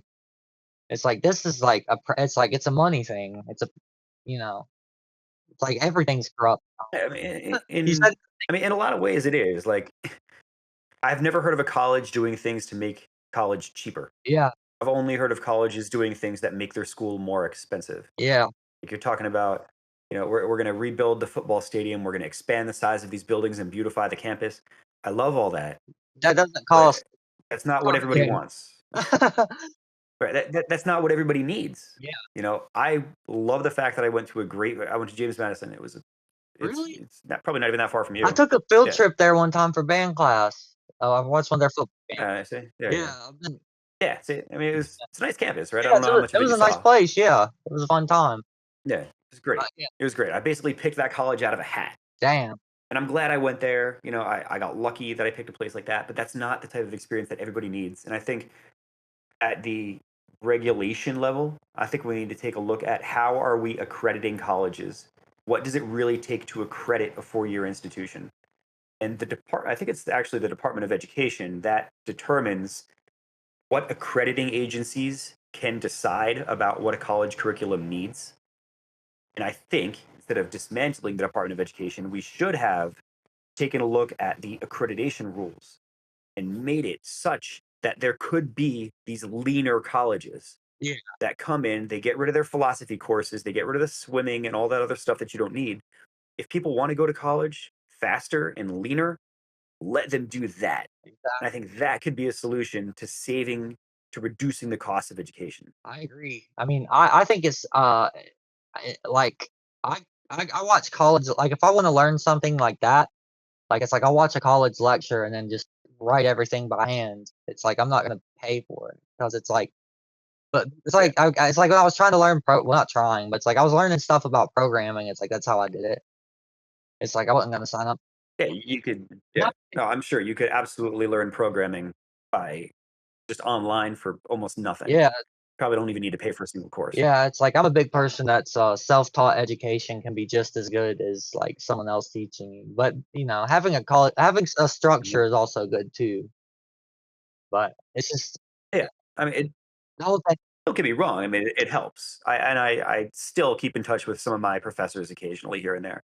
Huge influences, brilliant people. Oh yeah, Uh, but need you don't need a very bloated, expansive college experience. I'm glad I had mine, yeah. but that's not what everybody needs. I think we can make it leaner for the people that want that, and then thereby force these big colleges to compete with the leaner version of education. That's a good And as long idea. as we can still afford it, then I'm going to send my kids to a four-year college where they go and they live there and they have the same experience I did because I think it did wonders for me.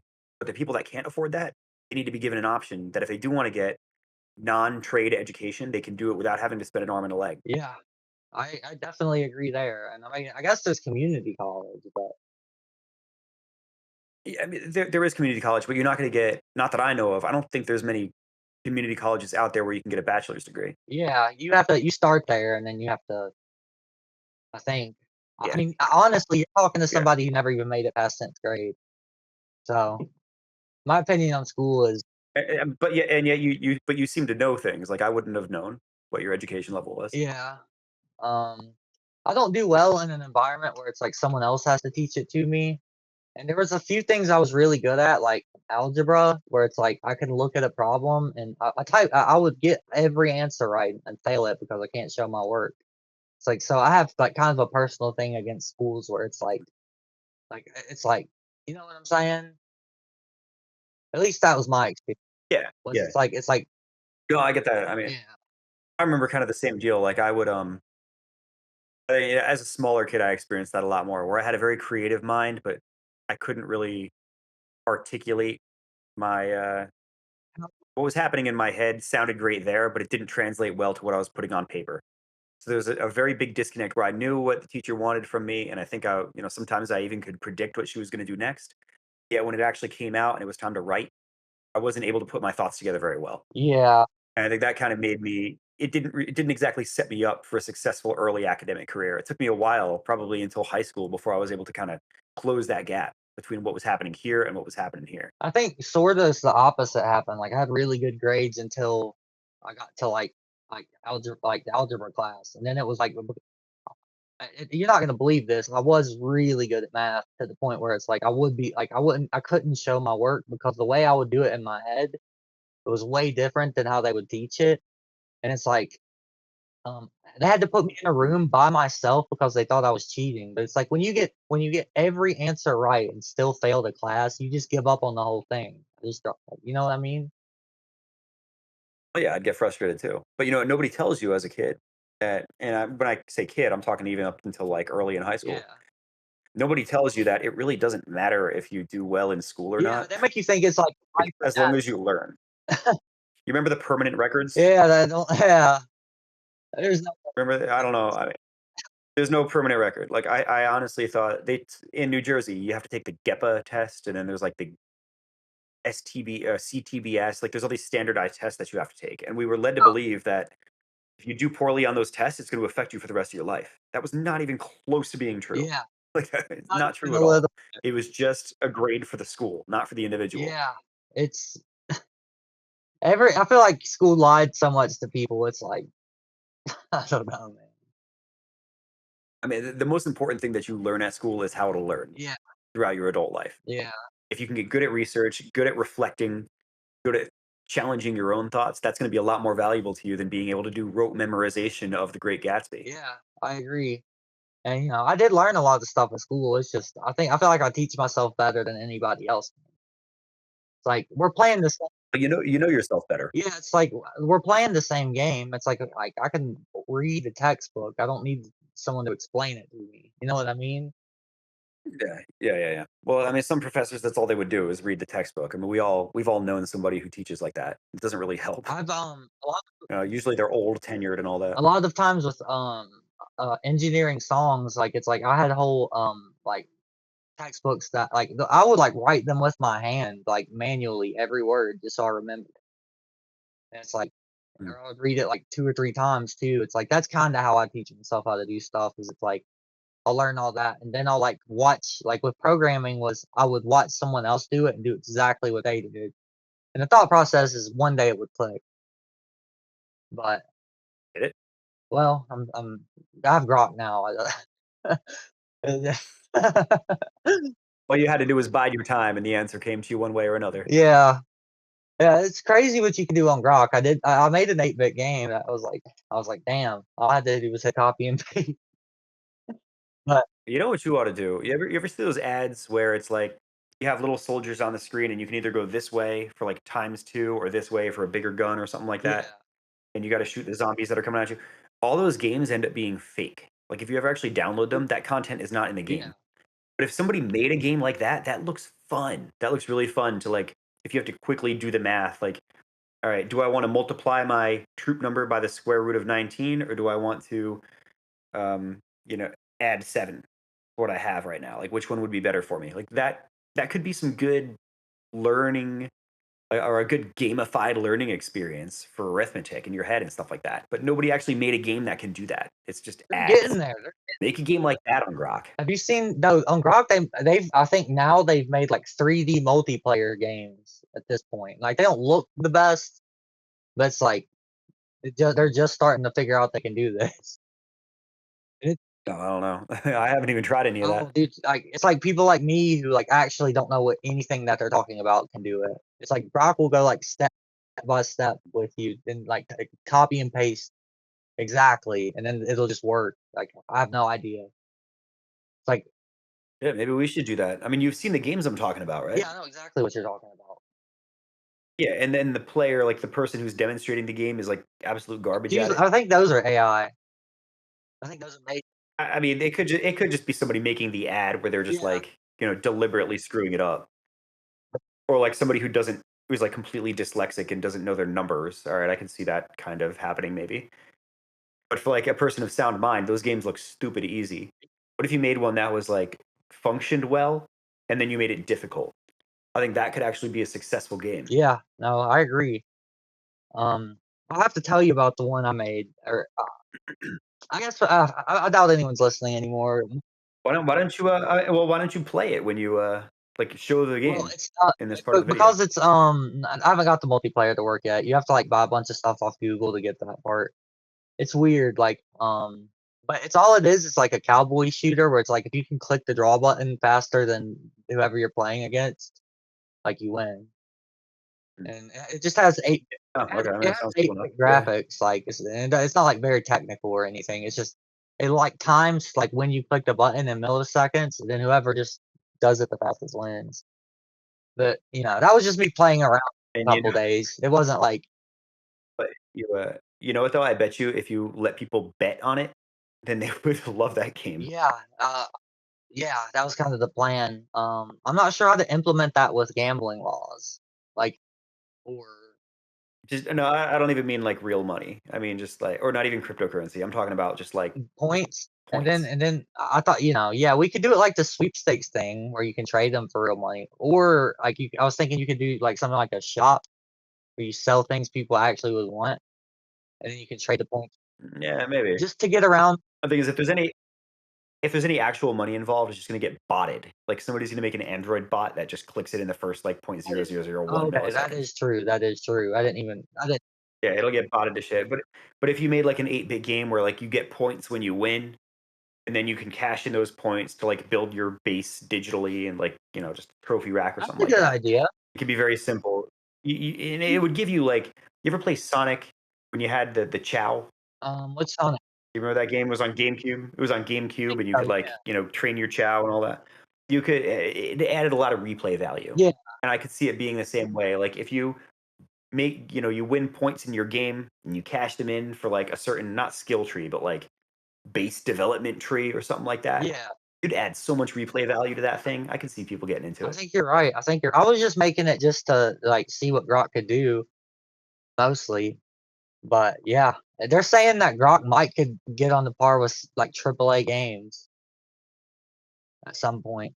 I mean, the day may eventually come. Yeah, I mean, maybe we can actually get like a proper Elder Scrolls game out Yeah, if Grok could help me make it. yeah, man, I missed the Elder Scrolls. And I mean, I didn't play Arena, but I played all of them after that. Oh, I still think Morrowind was the best. my favorite was Oblivion. I got all the achievements for that, and then Oblivion was good too. I mean, all of them were all of them good. were good. But I feel like I don't know. Did you play Morrowind? I never beat Morrowind. I should go back and play that Yeah. actually, because like I mean, it was a slower game. I'll put it I that feel like way. Very lore when heavy. you like played Oblivion, you always had map markers, and Morrowind, somebody would just tell you something, and you had Yeah. to figure it out. I think I would like that now. But when I tried to play Morrowind, I was like, "Where the hell do I go?" I mean, as a kid, like I think I was like 10 when it. I wasn't even 10 years old yet when it came out, and when I started playing it at like age 11 or something, I had no idea what I was doing. So I was just running around stealing shit, and I had no idea how to play. I was absolute garbage at the game. Now I can just like stomp my way through it. But the lore is so heavy because you didn't need voice actors for everything. You didn't need like custom activity. You could just have a quest, which is probably a lot easier to make than it would be in Skyrim, where the lore in Morrowind never runs out because you can never finish it. It's not realistic to like finish everything in the game. There's always going to be something left to do. Okay, So that's why I really liked it. It's not realistic to ever actually finish the game without like at least 3 or 4 playthroughs. okay, I see what you're saying. Yeah, yeah.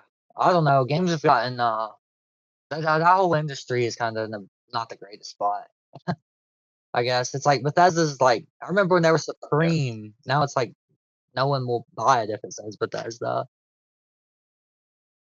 yeah. I mean, I think a lot of the pressure that's getting put on them, like the focus isn't making great games anymore. It's The focus is on making profitable games, yeah.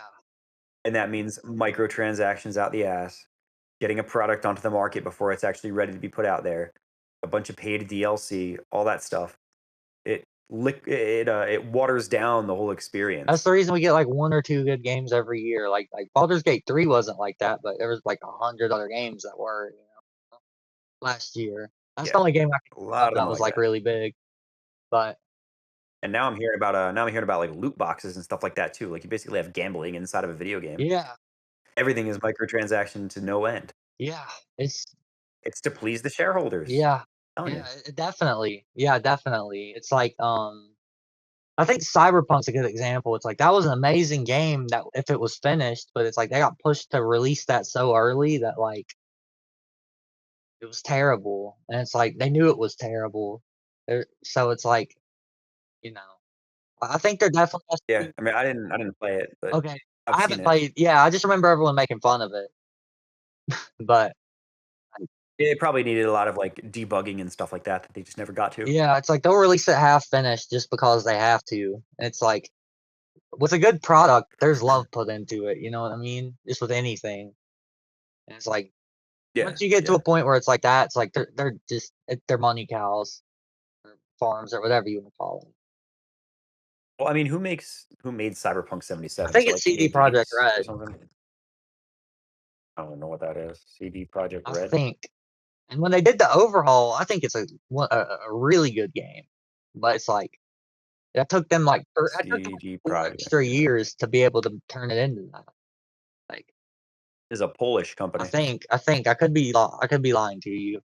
I haven't, but I mean, I it believe was it. actually I mean, that kinda, it was someone in Theta Gang that actually got like a bunch of people in the frat house thing to buy that game and play it.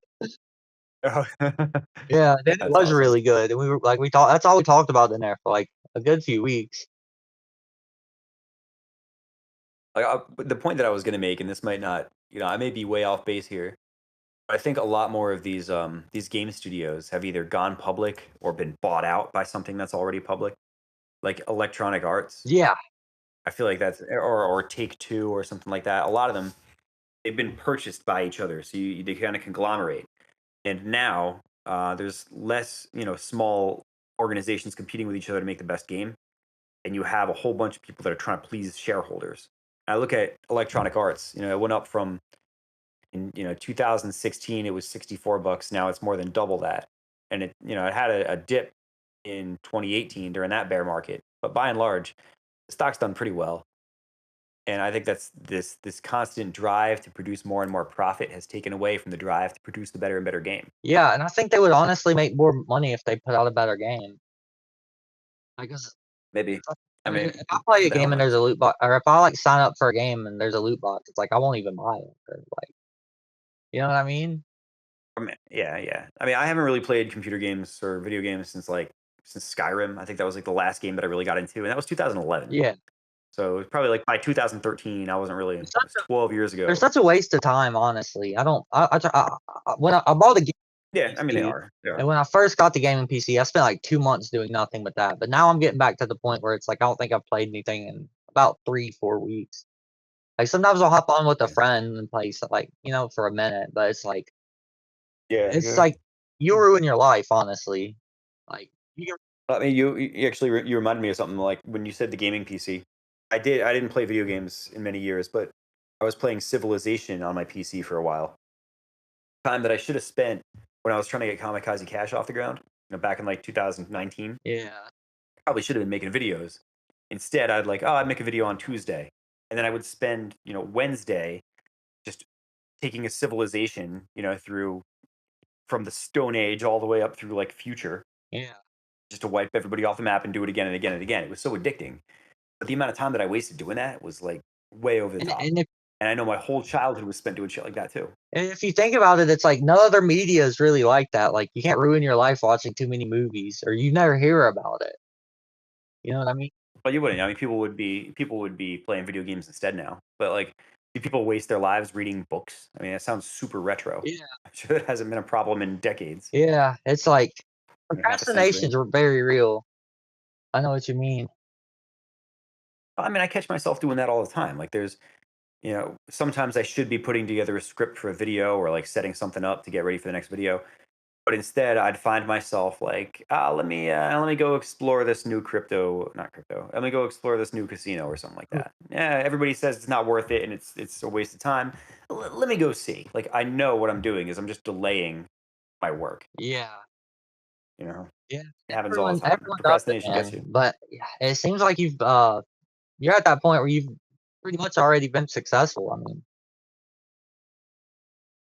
Yeah, I mean, I got a lot of goals still ahead of me. Yeah. I've been Oh, yeah. stuck at under 200,000 subscribers for like 3 years now. I feel like I should have been puncturing that by this point. But I've taken some steps that have hurt me growing up my own influence. But some of it I can't get away from. Like sometimes you can't not take care of your kids. Yeah. Like you have two kids, they're going to eat up into your time. It's going to happen. Yeah. So Yeah. I can understand why you hire so many people. I mean, yeah. It sounds like you have a lot of responsibilities, and it's like YouTube videos, from what I've seen, they take forever to make. I mean, when I tried to make one, it was like the script itself was like it would take me over a day. Like, yeah, sometimes that happens a lot. yeah, it Yeah. might take over a week just for that. And then it's like I see YouTubers put on like 7-hour videos that are like well researched. It's like, how fucking long did like it take them to make that? Like, Months. Usually months. yeah, uh, I mean, people were talking about you remember the YouTuber Benjamin? well, what did he Yeah, make? he had like funny it was very similar to what I did. He had like funny content on stocks and stuff like Oh that. yeah, But he would go 3 4 months in between making videos. yeah, And people would say like, why isn't he producing? like I said he might actually be producing during that 3 or 4 months. Or people don't realize how much work goes into making a video and how little profit actually comes out of it. Like if I make $2,000 a month off of YouTube ads, that's a good month. yeah, And I'm sure he was kind of in the same boat. Do you want to spend the entire month making a video to make 2 grand? Depending on what else you could be doing with your time, that may or may not be worth it. yeah. It's But a lot goes into making these things. yeah. I know exactly what you mean. It's definitely always a shot in the dark, you know. And then it's like, if it doesn't work, it's like you got to figure out like, it's like, is it because my content's bad, or is it because like I just got unlucky with the algorithm? Is it because you know what I mean? And then it's like when you're making Well, sometimes you never know. Yeah. for me, it seems like it would just be a you have to try out a whole bunch of stuff, and then also like be as consistent as possible for like at least the first year or two, or you're not gonna be a YouTuber. Yeah. Well, that's why I started in 2019 because I knew once my kid was born in 2020. Well, actually, she was born at the very end of 2019. I was like, once she's born, it's not realistic for me to be able to get this thing off the ground. I got to do it now. Yeah, So that's why, like early 2019 into the summer is really when I went aggressive into it because I knew my time was going to run short eventually, yeah, and indeed it did. So it's a good thing I tackled it when I could. yeah. And I think you've built a little bit more than just the YouTube channel with the Data Gang thing. I mean, I don't know how much you make off Patreon, but Like 2,800 a month, that's not bad. maybe three. No, this is good. I mean, between that and YouTube, I could scrape by Yeah, just from that. But yeah. I mean, I've got expenses too. YouTube making YouTube videos is not cheap. Oh, It's really I'm not. So that's why everybody's incentivized to do sponsorships and all kinds of affiliate stuff. That's where all the profit comes from. Otherwise, without sponsors, there is no Kamikaze Cash, realistically. yeah. Yeah. Yeah. Ad revenue. I don't even know where to begin with that. You have to get like millions of views for that to really. I would guess. Well, I mean, I get usually like $8 per 1,000 views. So if I get 10,000 views, it's $80. If I get 100,000 views, it's 800. So I basically like with my expenses, I need about 100,000 views before I'm in the green, Yeah. That's. which can be is a lot to ask from certain video I series. mean, 100,000. That's more than I've had on like my biggest like song. Like, I think the biggest I've done is Yeah, yeah. like I had a Twitter video that's done that. But that's not YouTube. But then I've had like I think my biggest song was That's 20. different. Like if I look at like some videos, I can, I'm gonna if I don't get 100,000 views on a Dank Trades video, I feel pretty upset. But I feel Like the like most recent one, it's at 95,000 views. It's lower than average. yeah. So I, I might be green on this video. I'm not sure, but think about all the time that goes into it. I Yeah, think you were right earlier just being green isn't really. with, maybe you should make them less simple, but or more simple where you don't have to pay as many people. I think, with your sense of humor alone, yeah, I would still watch it personally. Yeah. Yeah, I mean, And maybe. it, I mean, trust me. There's been a part of me that's wanted to go back to that since the beginning. yeah, So, or since things started to get complicated, I've always been like, I was probably making more money when I was just making simpler videos, but I don't really know if the audience enjoys the simple stuff more than the complicated ones. I had less views back then. It was just faster and easier to make it. Yeah. Now I have more views, but I don't know. It doesn't like offset. Yeah. It's not. It may not be worth the additional effort and money that goes into it. I don't know what the audience wants, and when you ask them, very very few are actually going to respond. So it's not like you're getting a nice broad sample. The fans don't know what they want until it's there. Yeah, they usually don't know either. Yeah, Yeah. people usually don't know what they want.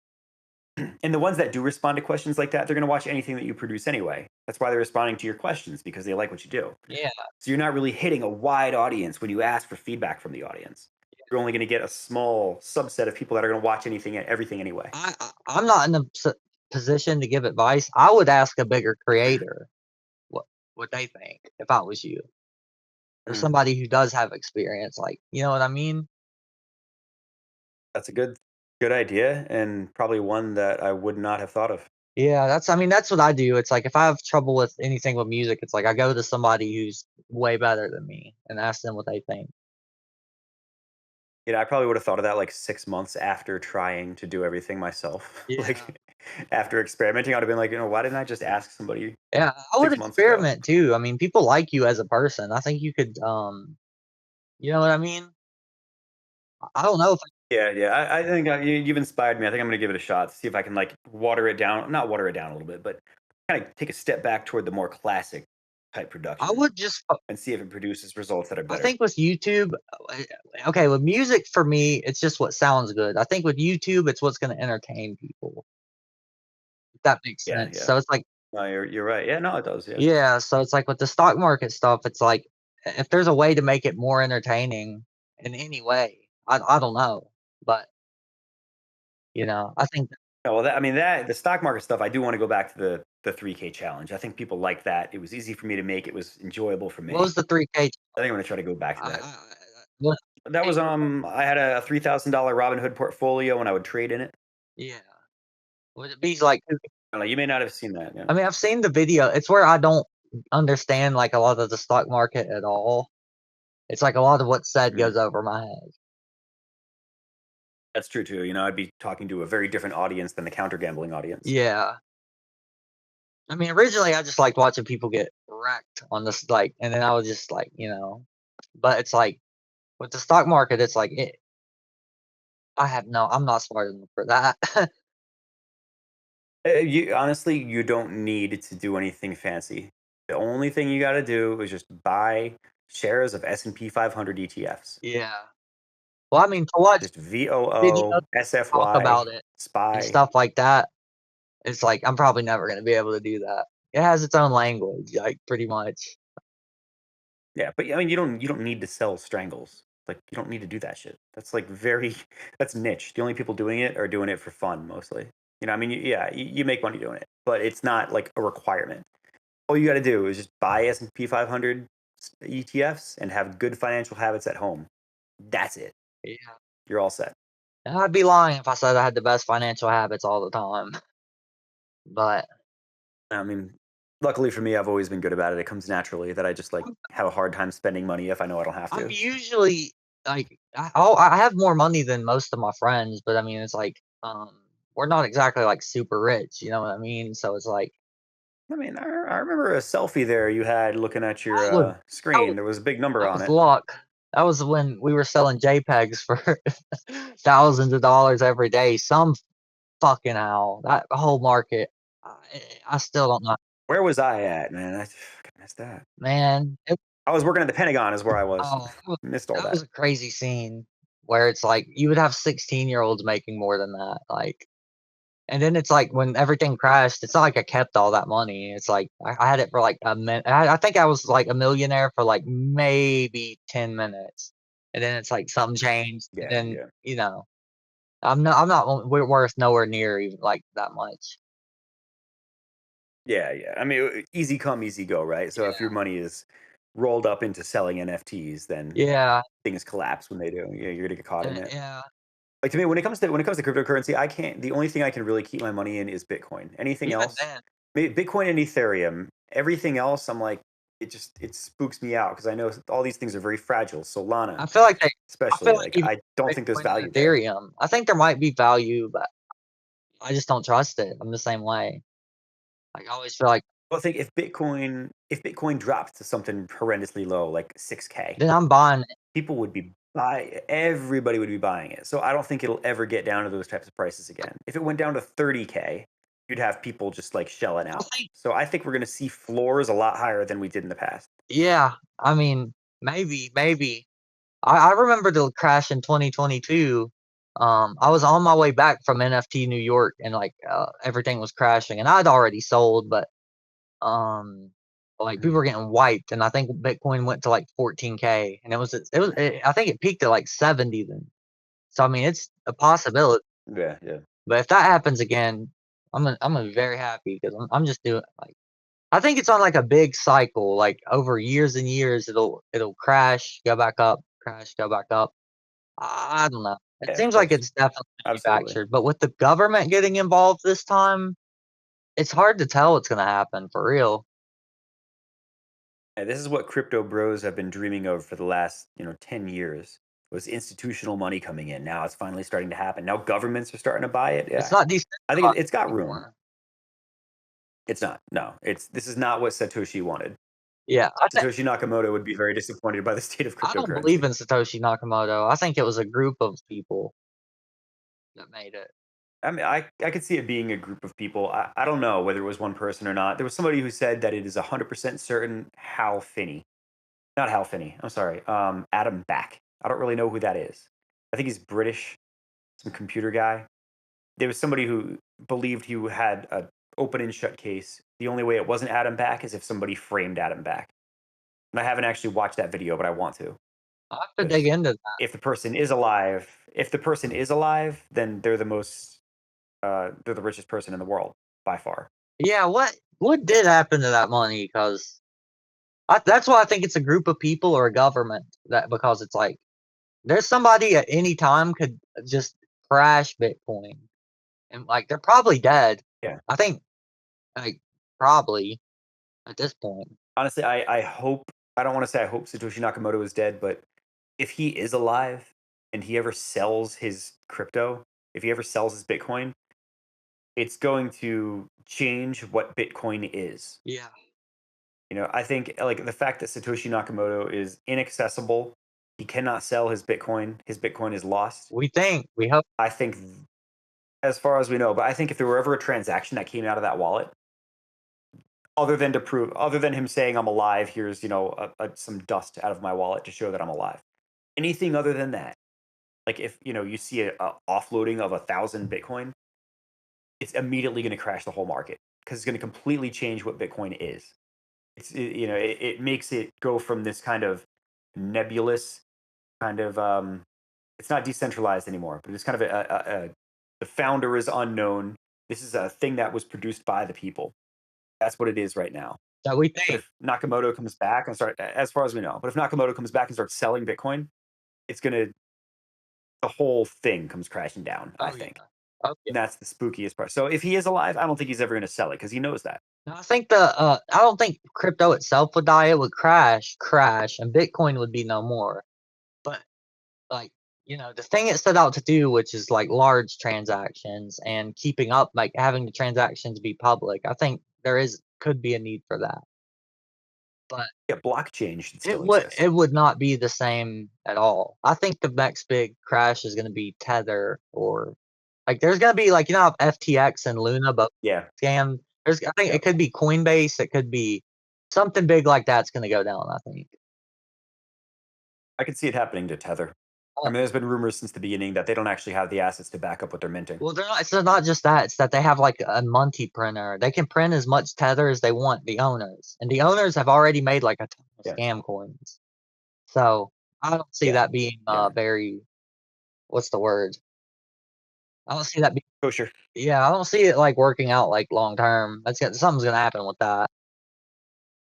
Like if Tether goes down, that's going to be a very, very, very big jolt to the market, Yeah, and maybe USD coin to a lesser extent. But I have a short on it, but it's like it will pay out in Bitcoin. And then what do I do with that? yeah, I got So you. it's kind of a weird thing. For real. But man, Mikey, we've been talking for 2 hours, brother. Yeah, I was looking at the clock. I'm about to. This is my bedtime. Yeah, man, it's been so good talking to you. Thank you for being I gotta on the wake up at cast. 6. Yeah, for sure. You know what you ought to do too, in order to split the video, not split the video, but in order to make it easier to find what you're looking for. Yeah.